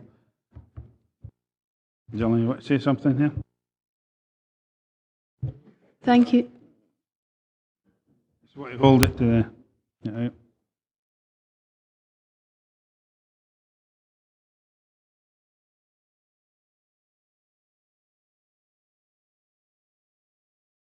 Thank you, Chair. Just to confirm that in relation to this item, Mr. Glendinning, who is an objector, was away on holiday, and an hour after the deadline for registering to speak, he contacted the office to explain that he was on holiday and would like to speak today. The Chair has given his discretion and will allow Mr. Glendinning to speak. Thank you, Gillian. We've got Andrew Robinson going through this. Could you use any time already, Andrew? Okay, thank you, Chair. Yes, this application is seeking planning permission in principle for the erection of 3 houses on a site within the small building group of Hollee. Hollee is situated around a kilometre south of Kirkpatrick, Fleming, as illustrated on the above slide, with the A74M motorway running along the northern part of the village. And the site itself is actually illustrated in red within Hollee. This location plan shows the proposed application site and the linear layout of the group fronting the 2 roads illustrated, which very much forms its character. You've got line of houses along the B6357 road, which then goes around the corner, and then there's a line of development along the C45A road. This location plan actually shows an indicative layout of the proposed site. As stated, it's just planning permission in principle at this stage, so this is just an indicative layout, but it just illustrates how the proposed development could appear within the small building group. And this site plan is just a close-up of this indicative layout, and it also shows where potential access points could be formed to the site. The remaining slides show photographs of the site and the surroundings. So this is looking towards the front of the site, across the front garden of Rue End Cottage, as well as the C45A road, which is situated in between. And this is again taken from the front of this dwelling house, but looking towards the eastern part of the application site. And from here, you would see the easternmost dwelling as well as and the middle dwelling of the development. This is looking east across the site from the western end, and there's a dwelling house in the background, which is Hollee Cottage. This is taken from there's an access gate into the field from the C45A road. This is where this is taken from, and it's looking towards the eastern boundary with Hollee Cottage. And this is taken from the same position, looking west towards roughly where the westernmost dwelling is proposed to be situated. And this is looking north across the site, so you've got Shorig Farm in the background, and very much in the background are dwelling houses, part of Kirkpatrick Fleming. And this is taken at the western end of the site, looking west. So you've got the front boundary treatment, which is just a hedge along the road, and it looks into the field adjoining the site. In terms of the surrounding area, this is in front of the site, looking west. So you've got the dwelling houses on the other side of the road. The proposed site's on the right-hand side, just behind the hedge. This is taken from the main road, which actually comes from Kirkpatrick Fleming, which actually goes all the way to Annan, and you can see the dwellings on the right-hand side, very much part of its character. The dwelling houses are situated quite close to the road. This is the junction actually between the two roads. So you've got Hollee Cottage, which is right in front of this junction, and the proposed site is on the left of the dwelling house, just by the give way sign. And the access points would actually be from the road coming in from the left. And this is looking back towards that junction, just illustrated on this photograph.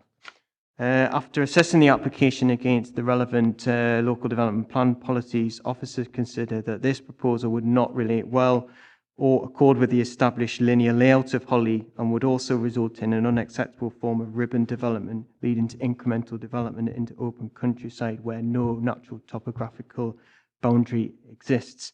And the application is therefore recommended for refusal for the reasons stated in the report. Thank you, Andrew. Members, points of clarification?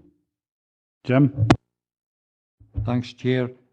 I'm slightly puzzled by the description of ribbon development, because there are dwellings on the opposite side of the road. I understood ribbon development was a situation where the houses were all on one side of the road and somebody wished to extend that row of houses. But that does not appear to be the case from the map here. Andrew? Ribbon development can be an extension of a house. It can also be something that would give rise to ribbon development, and there's a concern on this particular application that this could give rise to a ribbon of development extending into open countryside without a topographical stop. So it's a situation where you've got an existing development and you can extend it, or you could create a ribbon of development as well, which is what's considered the case here. I've just been told that supplementary guidance shows this as an example. Ian? It was a similar point. I was going to leave it till we're in open session, but I suppose it's in regards to, I got about seven complaints, concerns, you could say, in regards to the plan application in about as many days. One of them was in this particular subject. And so I took advice from the local development plan officer at the time, and she gave an actual say that it should be interpreted in a certain way, and just the same point as what Jim's picking up on there, saying it should actually have been, if it was on the opposite side of the road, but fair enough, it only goes to the end of what's on, kind of complies, it mirror images what's existing, it would comply with policy. But I was maybe misunderstood, I just wasn't sure. I'll maybe bring it up again under session, but I don't know if that complies to a small building group, a village, town, where that lies, but I thought it applied to both small building groups and villages for that matter. And that's the advice I was given at the time. So when I seen this, I was a bit confused in regards how this policy is actually being interpreted. I mean, it's fairly new, fair enough, but the advice I'd received previously is that this would have complied.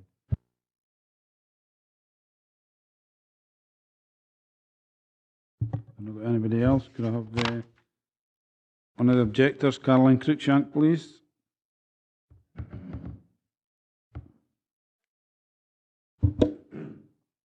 Thank you. Right, Caroline, you've got 3 minutes and I'll let you know 30 seconds to go. Good afternoon, committee members. My family and I have lived in Hollee for just over 32 years, directly opposite the proposed development. Our house was actually on the first 2 photographs that were shown. First of all, I would like to apologise in advance if I stumble over my words. I'm not used to public speaking. And when I objected 12 years ago for a similar application on the same site, I hope never to have to go through this experience again. However, I feel so strongly that this development would change the unique distinctiveness of Hollee, and unfortunately find myself here going through the experience again in order to try and protect our unique hamlet from losing its form and character. I wish to remind you that this proposal does not seem to comply with the relevant policies set out in the local development plan, such as being a rounding off, and it could lead to ribbon development, as you've been talking about. Having fully read the Planning Applications Committee report, I feel I don't have much to add to what has been said in the report, as they've already pointed out that the proposal does not relate well to the layout and character of our small building group, and it therefore fails to fit in or enhance Hollee, which is my main concern. On page 131 of the report, of the document that we have here today, items 4.3 to 4.9 in the report under the principle of development are the statements which explain why the proposal does not comply with planning policies. The only thing I would like to add is that the size of the site is far, far larger than that of any existing 3 house spaces already there, and therefore, again, it would not be in keeping with the area. I would like to quote a member of the Urban Land Institute who says, "Growth is inevitable and desirable, but destruction of community character is not." Please bear this in mind when making your decision. I do hope the committee members follow the Planning Department's recommendation to refuse permission for this development, especially as it does not appear to comply with planning policies. Thank you for listening. Thank you, Caroline. Members? Ian? I suppose just to be fair and to get an understanding, because more than just yourselves complained here, Caroline, so I wonder, is that just your own personal view? Is that just, is there a wider local view? I'm just trying to get an understand. Sorry, I think it is the wider local view. We didn't have a lot of notice to come to the meeting today, and lots of people have got other commitments today, etc. But yeah, I'm speaking for other people as well as myself. Anybody else? Thank you, Caroline. Can I have Mr. Glendinning, please? You've got 3 minutes, and I'll let you know 30 seconds to go. Ladies and gentlemen of the committee, thank you very much for giving me the opportunity to speak. I would like to draw your attention to 2 items in the report. The report translates the letters of objection very well. Everything's covered in there, i.e. the unique shape of Hollee, it's L-shaped, we have no properties adjacent to each other, etc., etc. But I feel the subject of road safety has been misinterpreted as it emphasises the volume of traffic would be increased due to the buildings erected at the proposed site. Mr. and Mrs. McClellan's letter points out the yearly increase in traffic is noticeable on the C45A, and I have witnessed this myself and totally agree. The real concern is the access points to the proposed site would compromise safety due to conflicting vehicle movements with the accesses of existing properties. According to the plan, they're nearly opposite each other. It's a single track road. They only need any vehicular movement coming down there to the main road would only need to look out from traffic from the right. And at a very busy junction where lorries have to take a wide sweep at the corner and use all of the road, and if you look back at the slide from Mr. and Mrs. Cruikshank's garden, it shows there is a bend in that road. So you're going to have vehicles conflicting from either side. The whole of the C45A has no access opposite each other on the entire route from Hollee to Boncherside at Kirkcolm Bridge. And the addition of these properties might increase the likelihood of incidents and in the absence of risk assessments and traffic survey reports at the site, I find it difficult to see how they reached a conclusion. That's the Roads Department. I would also like to bring your attention to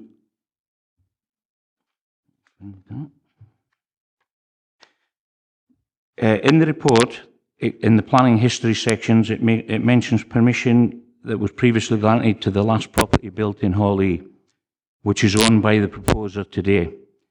The number is 02/P/4/0440, and it was passed on the 9th of the 5th, 2013. 30 seconds to go. Right.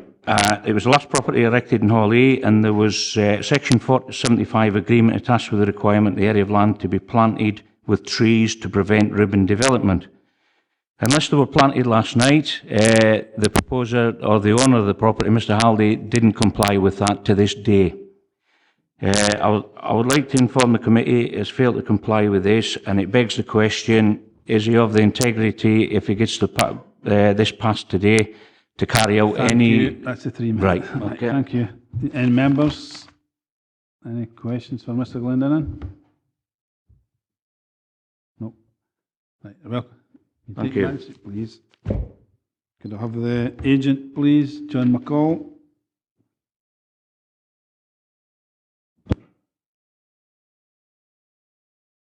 You've got 3 minutes also, and I'll let you know 30 seconds to go. Thank you. Well, good afternoon. Thank you very much. The policies in this case, H3 and the small building group, are supportive of small developments of this nature, subject to the criteria being met, and none of them are in competition with each other. The main thrust of our support today is for the small buildings group. As you know, I mean, Hollee is listed as a small building group, and it's accepted within the report that the proposal meets the first criteria of policy H3, and that's an important item. The proposal meets with all the criteria required in the small building group policy, and it's unreasonable to consider this small extension to the existing properties on the same side of the road as ribbon development, because this, in our opinion, is not the case. There is an established poster wire fence to the west of the proposed site, and this will remain as it divides two separate fields. And if we've got time, maybe we could have a look at that screen that said the view to the west. We can also see some established dense planting along that boundary, albeit some distance from the application site. But in fact, the end of that field is determined by that landscaping. In my opinion, there's an opportunity here to provide a small number of houses and to round off the existing dwellings, which would not have an adverse effect on the houses opposite, but in fact would enhance the appearance of the area. If I can now turn to item 1.5 of the report and highlight some of the following in support of the application. The Scottish Government Planning for Rural Development supports this type of development to increase sustainable economic growth, particularly in rural areas. There are no extant planning permissions in the village of Hollee.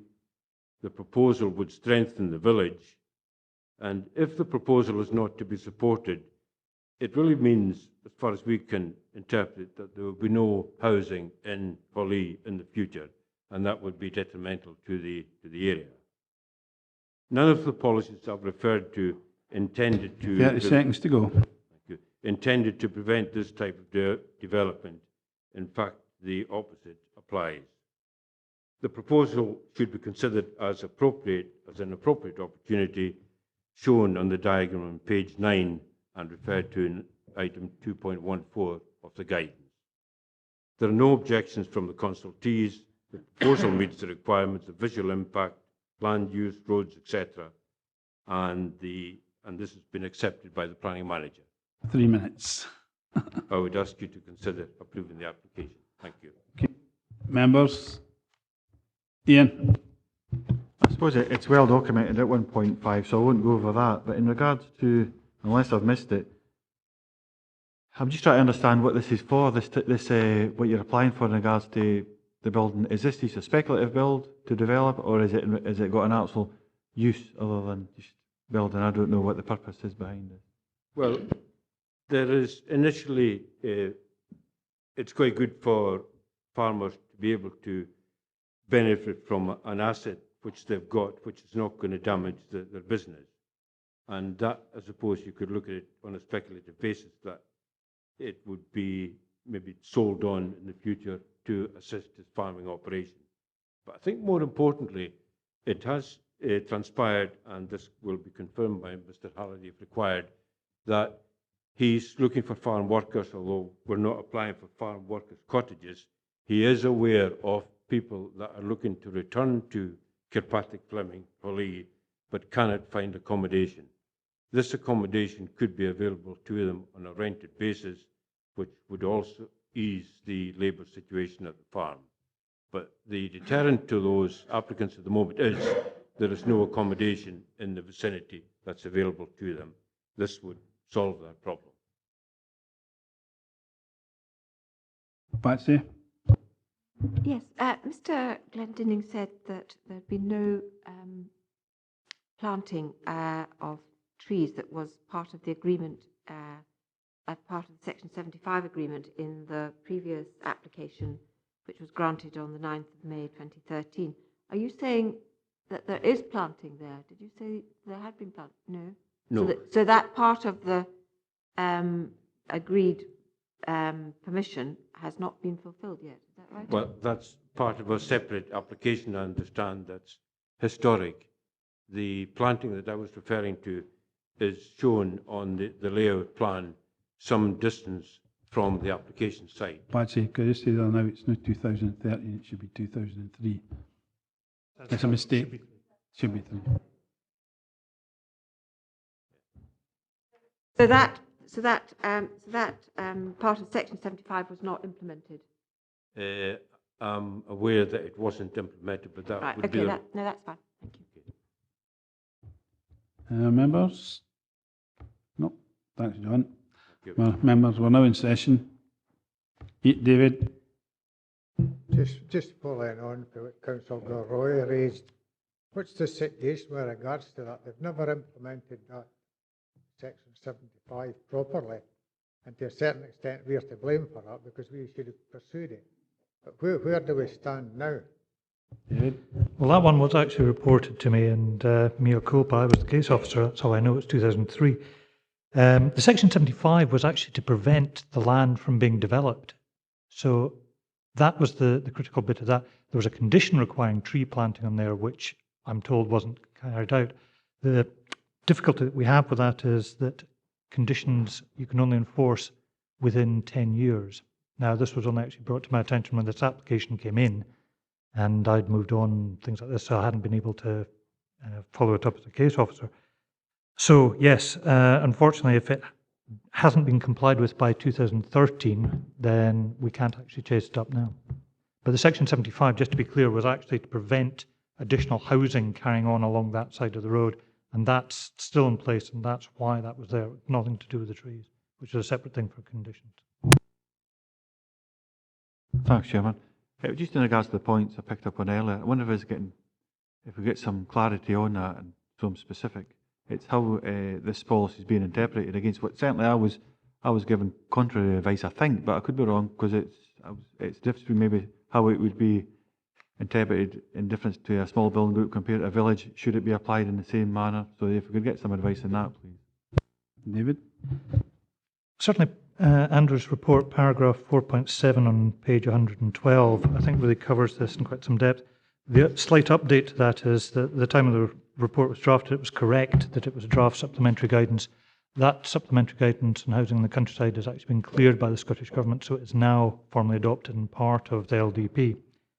There are diagrams in there which actually show examples which whilst not identical to this one, they certainly do show the issue of what is and what isn't urban development. And I'm quite comfortable that because of the particular nature of Hollee, that it is pretty unique, that there is nothing, no house actually faces another house.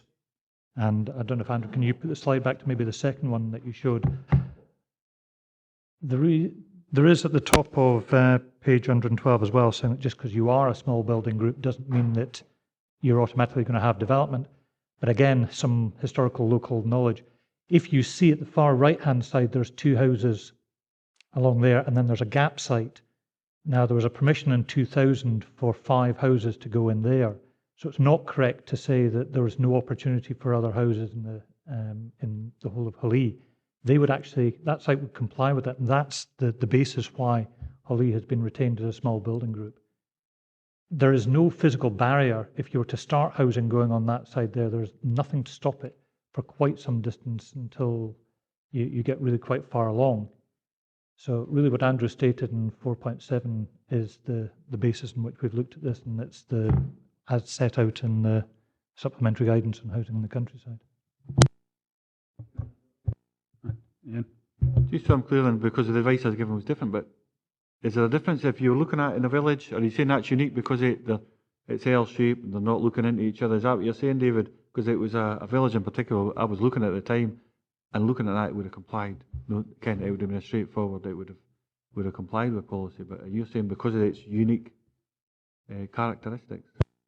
It is a lot to do with the unique character of Hollee, that I can't think of any other settlement that has that same pattern, and it therefore does have quite a strong character in that regard. And once you start along there, you're going to really change that character. And as I say, there is that opportunity with that gap site there, which would wholly comply with the character of the area, and that would be a clear infill site.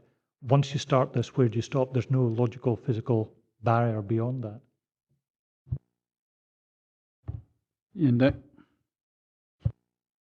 Sorry, I was a little bit confused about that section 75 you were talking about there. From what I'm reading here, there was an application refused in September 2003. In May 2013, it says there was planning permission was granted subject to section 75. That's a typo, sorry. That's the one where you see it's a 2002 application.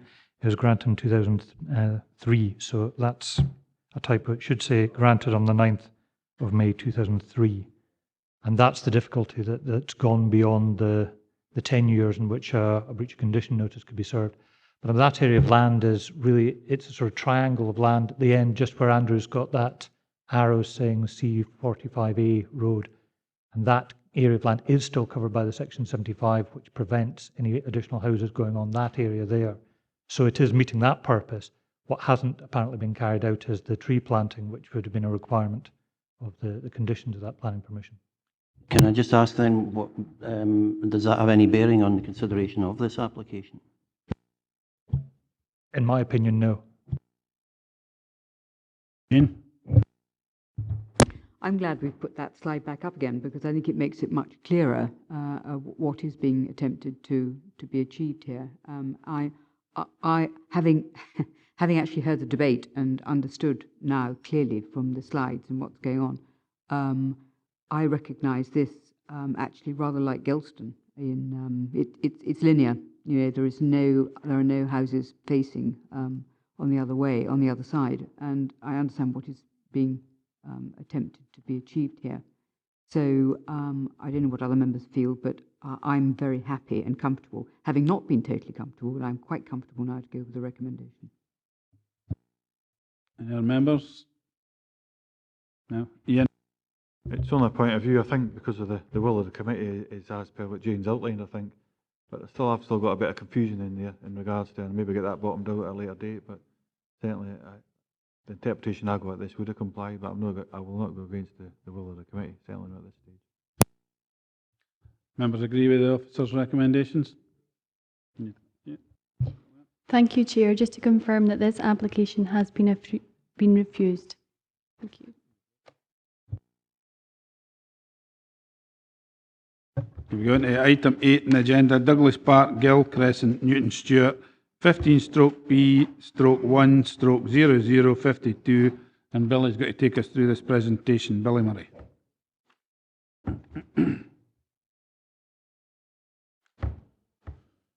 Just whenever you're ready, Billy.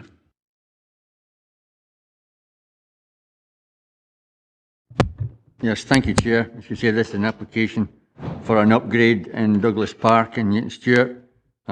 Essentially, it's a combined BMX mountain bike track, reduction in size of the existing football pitch to seven-a-side type pitch, and an overhaul of existing play equipment and installation of new children's play equipment. So this is the application site towards the northern end of Newton Stewart. It's an existing public park, recreation area in Douglas Park. It's behind, So this is a view of the site from the southeast at the entrance from Lade Brae, which is the vehicular entrance to the site.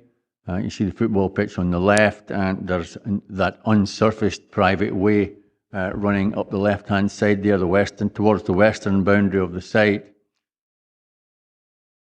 Again, that's another view showing the unsurfaced lane. It's up against the rear boundaries of the properties, the residential properties facing the main road there. It also gives access to a small garage site, a former council garage site. You just see the first of the garages on the left in that view.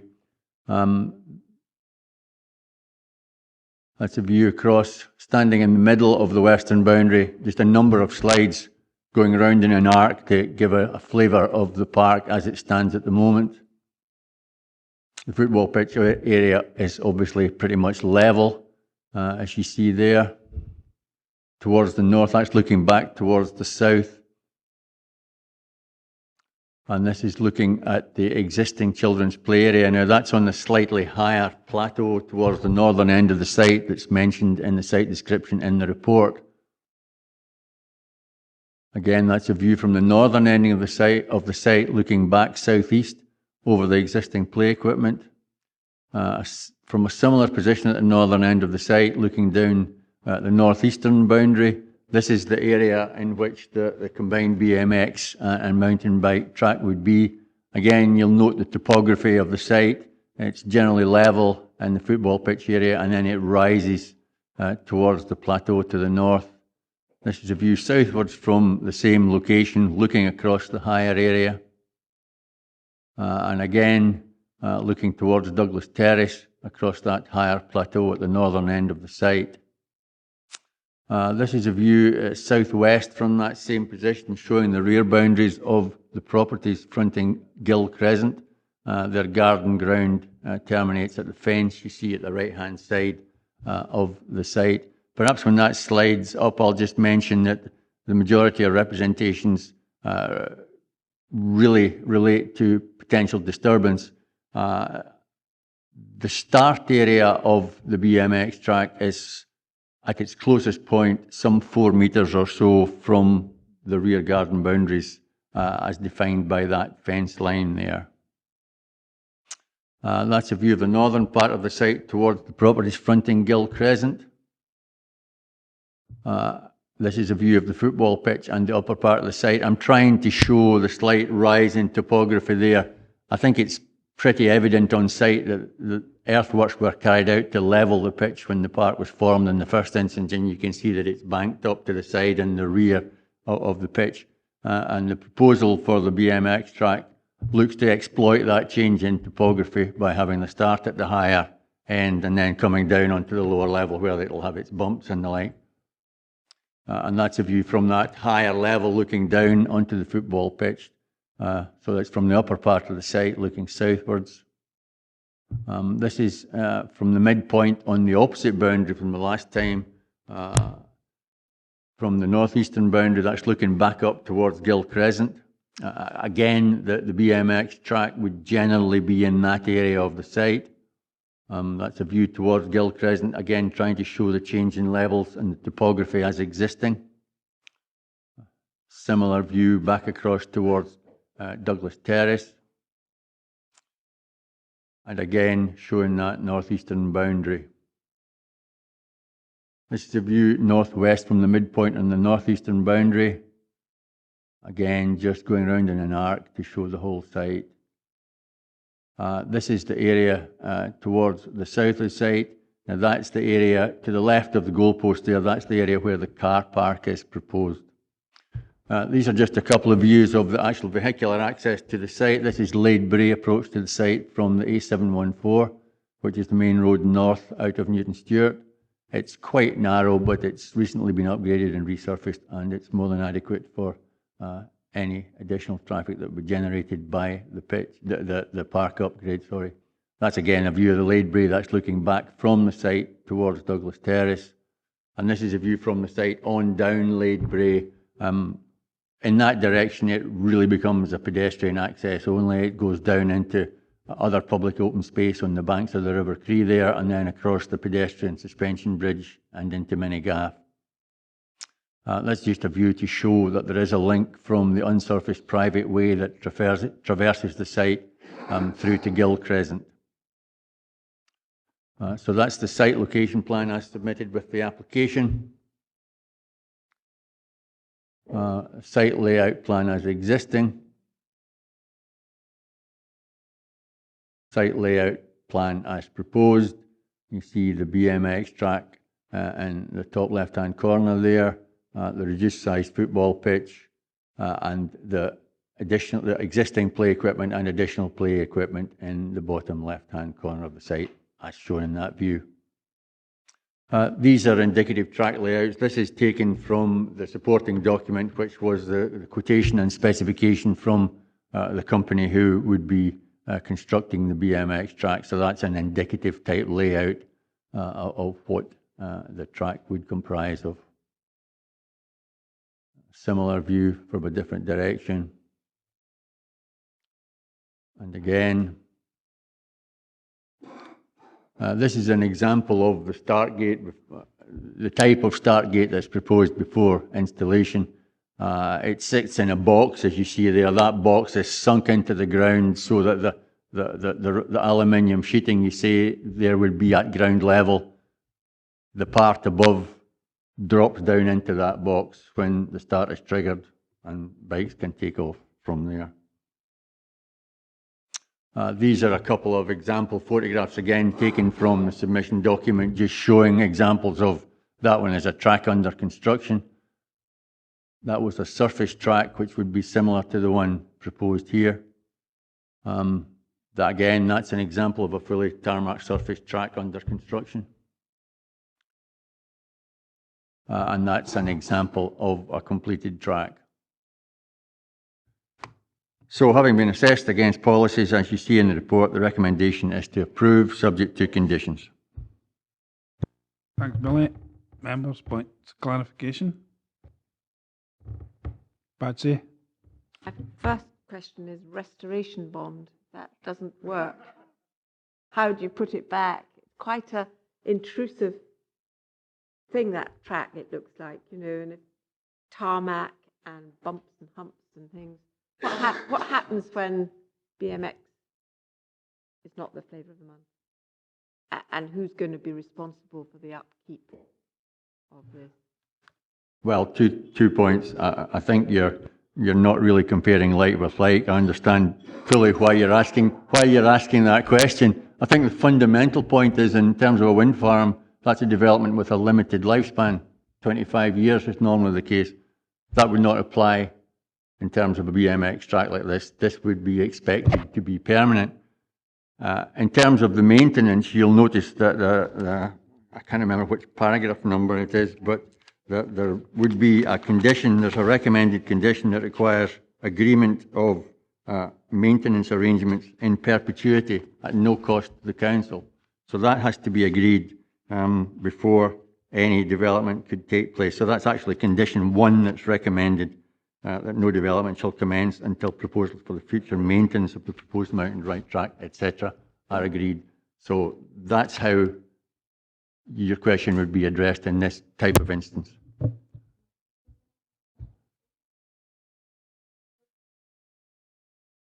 But Ghyll Crescent, you say that 4 metres, it says here at 4.6, and you mentioned it in your report, and that's when it starts. Is it noisy when it starts? I mean, is there an issue there for people living with this going on at the bottom of the garden, do you think? advice from our environmental standards consultation is that it would not create disturbance. There's no record of complaint from disturbance from BMX and skateboard type tracks anywhere in Dumfries and Galloway. There is mention in one of the representations, one of the objections about complaints from a Newton Stewart track, which is a hard surfaced half-pipe skateboard type track.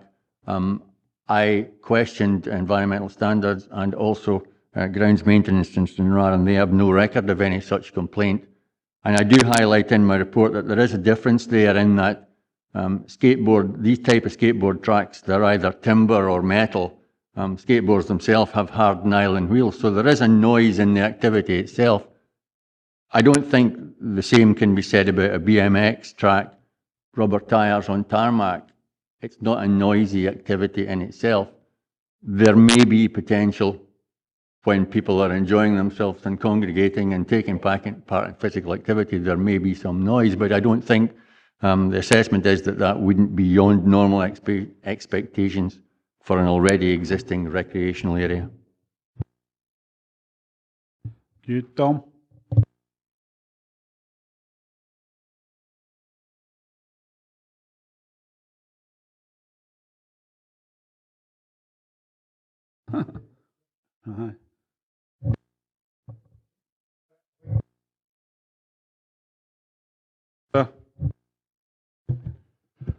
What's the proposed reduction in the length of the football pitch?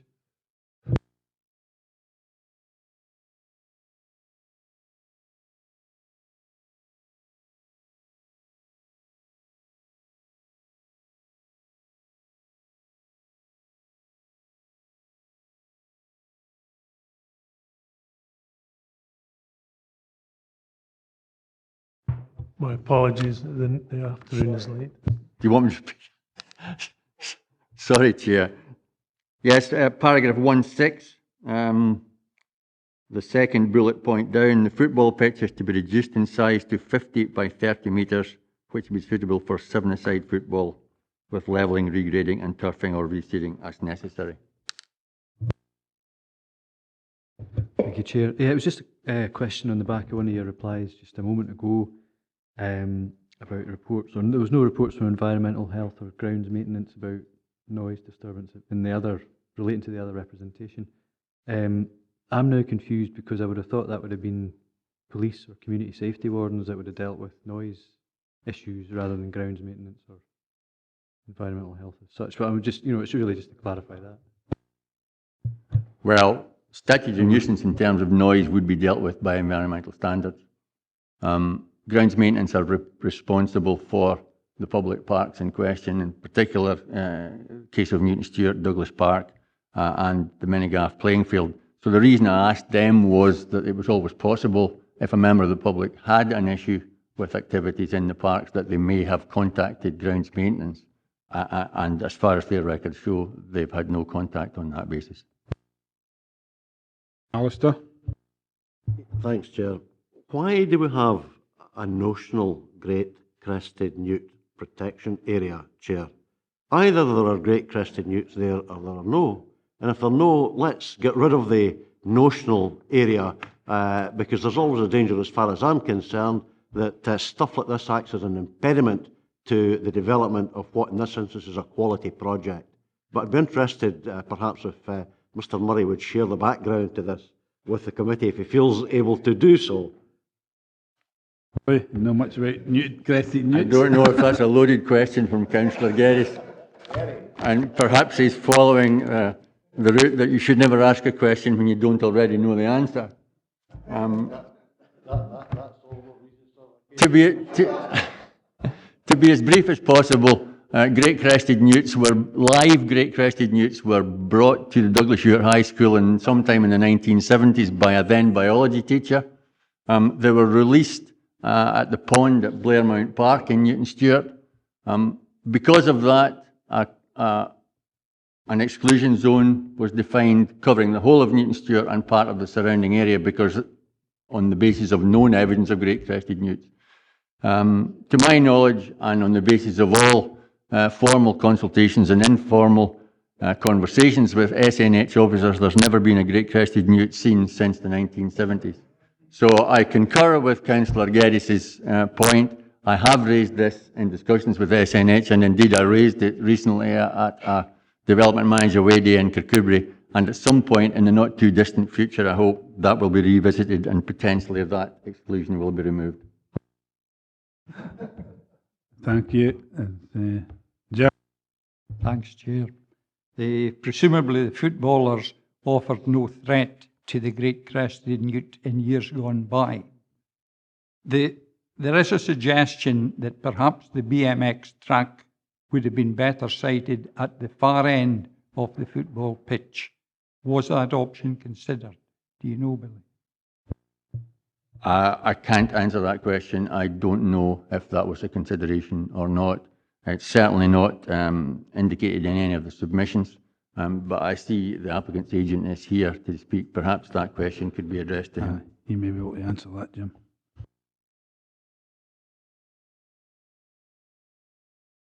Voters, have Jim Brown, the agent, please.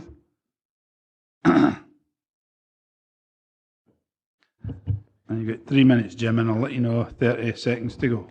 Yeah, thanks. Yeah, my client, the Newton Stewart Initiative, was delighted that the planning officer had recommended approval for this worthwhile community project. But they just wanted me to say a few words to give a bit of background to the project and to address some of the issues that the residents have raised in their objections, the local residents. Douglas Park was originally laid out by the council in 1972 to provide the residents at the north side of Newton Stewart with a football pitch and a children's play park. And indeed, it has served the community very well for over 40 years. Over this time, the children's play equipment has been upgraded once, but generally the park now looks neglected and down at heel, although it's still very well used by all the local children in the houses round about. However, one of the parents, principally Susan McKee, who is now the chairperson of Newton Stewart Initiative, felt that more could be done to upgrade it and also provide more facilities for the older age groups, older age children and teenagers. And she started the process of 10 years ago. And the first thing that they did was consult with all the local residents by means of a door-to-door survey and discussion document, which is included in this application. The findings in this survey indicated that there was a need for facilities to cater for the older children and teenagers, and therefore this formed the basis of the proposal of this development. Susan McKee and the members of the Newton Stewart Initiative have worked very hard over these years to raise the money to get the project to this stage, and have now recently received pledges of support of 40,000 from the Hollywood Trust and £10,000 from the Robert Barr Foundation, subject, of course, to this application. 30 seconds to go, Jim. Right. The NSI recognises the concerns of the immediate neighbours and intends to contact them individually and meet them to update them and give them all the details to discuss with them possible strategies to minimise any nuisance issues that they may have. The planning officer covered the noise issues in great detail. That's 3 minutes, Jim. And we hope that the committee will concur with the planning officer's recommendations to approve. Thank you. Members, any questions for them? Patsy? Can I just ask how many, I call them kids, young people, would be in this BMX club? How many users do you think there would be? Well, obviously it's going to attract a lot more. All I can say at the moment if you walk past the park in a summer evening, which we did last week, there were about 12 or 15 in the play park, on the play equipment, and there was a group of sort of the same number playing football with some adults in charge on the football pitch. So feeling is that it will be well used. That's it. The feeling that it might be well used, you've presumably got something a little bit more concrete than that, that it is actually desired. And Well, needed. I don't think we could put exact numbers on it, but from the survey that was done, that indicated that there was a substantial demand for it. Especially when you see it in the Olympics, it's rather good. Like Jim. I'll just repeat my question, which I addressed previously to Billy. Do you know, Jim, if the option of siting the BMX track at the other end of the football pitch was considered? Yeah, everything was considered at various meetings with the Newton Stewart initiative.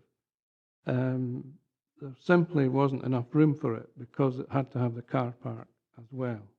And there's just enough space for a car park for 10 cars at the south end of the football pitch. And that only left the bit at the top, which is scrubland at the moment. It's not used, it'll have to be cleared.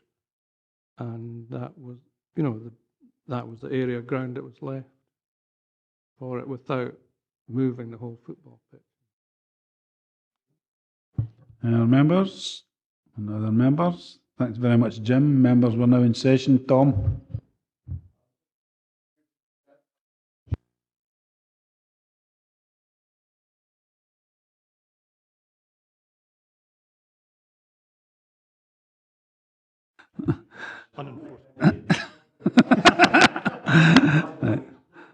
Right. Members agreed with that?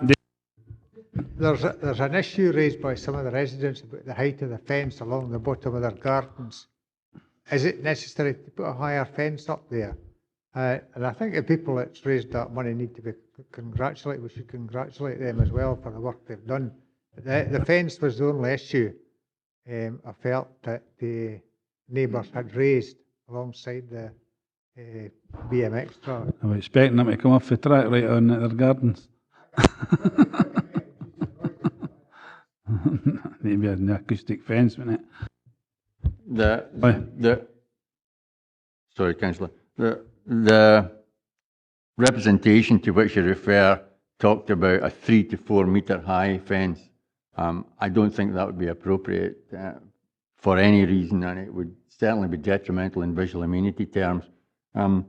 Because there is some uncertainty about the exact extent and the specification of the fencing that is indicated in the proposal around the BMX track, we have put a condition on which requires final agreement of specification and line of fencing. So I hope that would address your concerns in that regard. I don't really think at the end of the day a fence as such makes much difference in terms of mitigating noise in any event, sorry.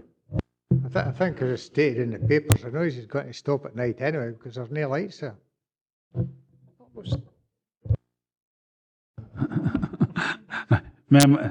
So Tom's put forward that we agree. Is any member otherwise minded? Thank you, Chair. Just to confirm that this application has been approved, subject to the conditions as detailed in the report. Thank you. Now going to item 9, Douglas Ewart High School, Corsbie Road, Newton Stewart. And Billy, once again, going to take us through this presentation. Yes, thank you, Chair. Just one very minor correction in this report. On the very last page, the very last drawing in the list of drawings, in brackets at the end it says proposed floor plan. That should actually read proposed roof plan. That was my colleagues in the architects department, not me.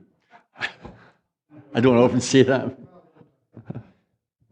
Okay, so this is an application for an extension to Douglas Ewart High School. Essentially, it's to provide a music and drama facility. This is the application site, outlined in red there. the existing block that's to be more or less completely demolished, although the underbuilding and basement level is to be retained. You see the main complex of school buildings to the left. This is the existing building, so this is the application site with the existing building that's to be taken down to underbuilding level. In other words, the brick level that you see there as existing, it's just a box with a very shallow pitched, almost flat roof.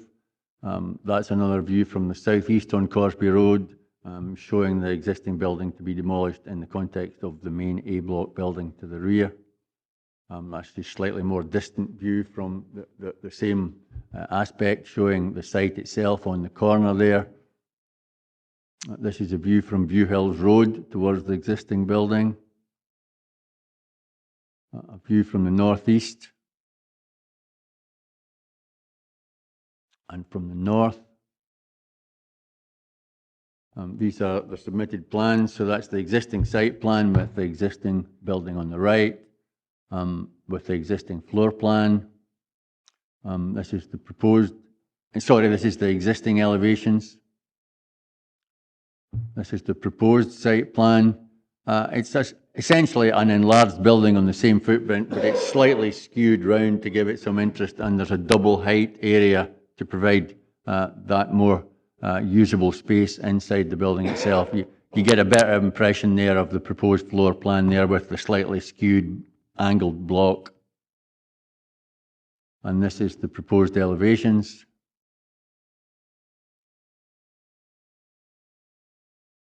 And a proposed roof plan. So the recommendation is to approve subject to conditions. Members? No. It's not a good design. Flat roof with a bit of stuff stuck on the top. You just swing it around to make it look more interesting. Is that the best we can do for an art department?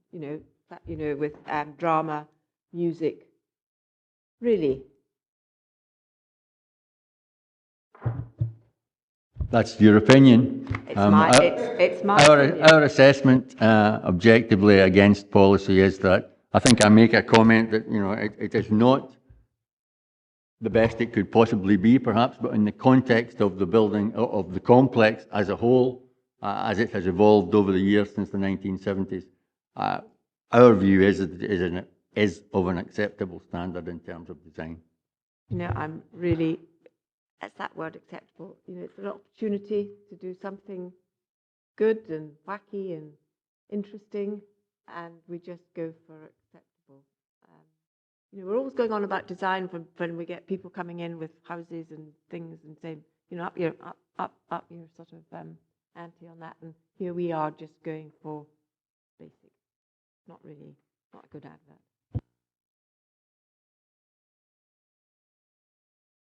Well, can I say so that while Councillor Gilroy's comments may be well founded, it would be helpful if you direct them to the appropriate quarter and let us get on with the planning business. That the point that I would want to raise is paragraph 4.10, and it talks about Scottish Water having failed to provide a consultation response in the appropriate timescale. Now, as far as I'm concerned, Chair, that's simply not good enough, and particularly when you go on and you look at the last sentence in that paragraph, that we're now going to have to put in an appropriate directive which will advise the developer that they should contact Scottish Water direct before commencing the development. That, as I say, is not the standard of service that I would expect from a public organisation such as Scottish Water. Regrettably, given the problems that Jim McComb and I are having with Garrison Community Council and Scottish Water in relation to a housing development in Garrison down the harbour, it doesn't surprise me. But by the same token, I think we should really get a grip of Scottish Water and make it clear that that is not acceptable, and we would be entitled to expect a better service and a better standard of service for the future. David? Funnily enough, you're not alone of that opinion. There was a meeting recently with heads of planning, which I was at, with Scottish Water, who were actually very apologetic that basically their level of service has dropped dramatically recently, and they are actually putting an action plan in place to try and address that. So yes, those levels of concern have been escalated to heads of planning level. Jim? Just a very brief comment. As someone who worked for many years in the building, the original building indeed had a flat roof, and eventually the water penetration problems were such that it was necessary to put a sloping roof on top of the flat roof. Hollee, we're now in session. Members, agreed? No. Patsy? Absolutely not. I think we are the applicants here. Dumfries and Galloway is council is the applicants here. I think we've put forward a very poor design for this building, and whilst I have no objection to the principle of what they're trying to do, I do object to the design. And on that point, I would move that we do not grant permission. And we've got a second there. Jane? Well, I have certain sympathy with Councillor Gilroy. I see from our policy OP2 that we should achieve high-quality design in our contribution to the existing built and natural environment, contributing positively to a sense of place and local distinctiveness. And I would suggest that Councillor Gilroy is perfectly correct, that doesn't particularly do anything dramatic to encourage people to feel excited about a building, and there's an opportunity there. So if she would accept that we can say that it doesn't comply with policy OP2, I'd be very happy to, it doesn't comply adequately with OP2, should we say that? Very happy to. Chair, is any such purported motion competent, bearing in mind the comment that's already been made by the case officer in relation to design standards? Just about to go to Mr. Sutty, Mr. Sutty on that point, so thankful for raising it, Councillor Geddes. Yeah, I mean, I think if the view is coming from members that this is not the level of quality of design that they are looking for, it's an adequately sound reason to put forward. Thank you. Alistair? Well, I would move as an amendment, sir, having heard Mr Murray's earlier comments as case officer, in fact, that the application be granted as submitted on the basis of the recommended condition. I'll second that, Alistair. Get the vote, Gillian, are you ready? Thank you. We have a motion put forward by Councillor Councillor Gilroy, seconded by Councillor Maitland, to refuse as doesn't comply adequately with policy OP1. OP2. OP2. I apologise. And we have an amendment put forward by Councillor Geddes, seconded by Councillor Martin, to approve, subject to the conditions as detailed in the report. Councillor Martin. Amendment. Councillor Dick. Amendment. Councillor Geddes. Amendment. Councillor Gilroy. Councillor Maitland. Motion. Councillor McComb. Amendment. Councillor McKee. Amendment. Councillor Stephen Thompson. Amendment. Councillor Ted Thompson.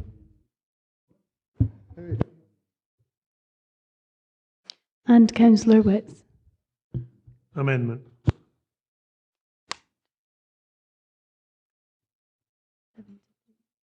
Seven to three.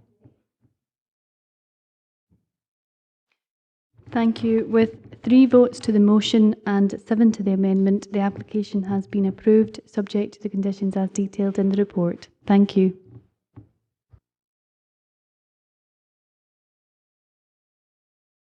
Final item, item 10 is Barcloy Hill, Kirkpatrick. It was an appeal decision. I think David gave a report at the last planning meeting. So, as I say, members agreed to. Fine, as I have no other business. Oh, Jane. Chairman, thank you for that. It's just a question of, and I don't know where we ask this question, but we appear to look at these appeal decisions, but we don't appear to gather any sort of information or thoughts from it.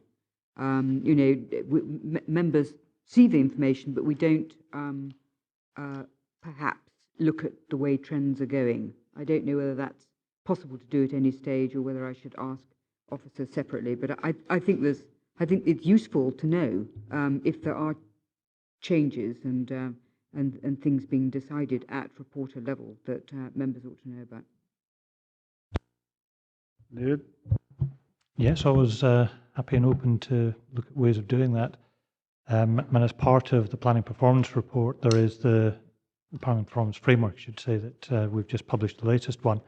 It does actually have a breakdown of all appeal decisions, all LRB decisions and those things. So it is very difficult to identify trends for the simple reason that some reporters give different decisions to other reporters, and very difficult to identify a trend from that, I'm afraid. Yeah, if we have no other business, well, thank everybody for attending this meeting today. See you next month.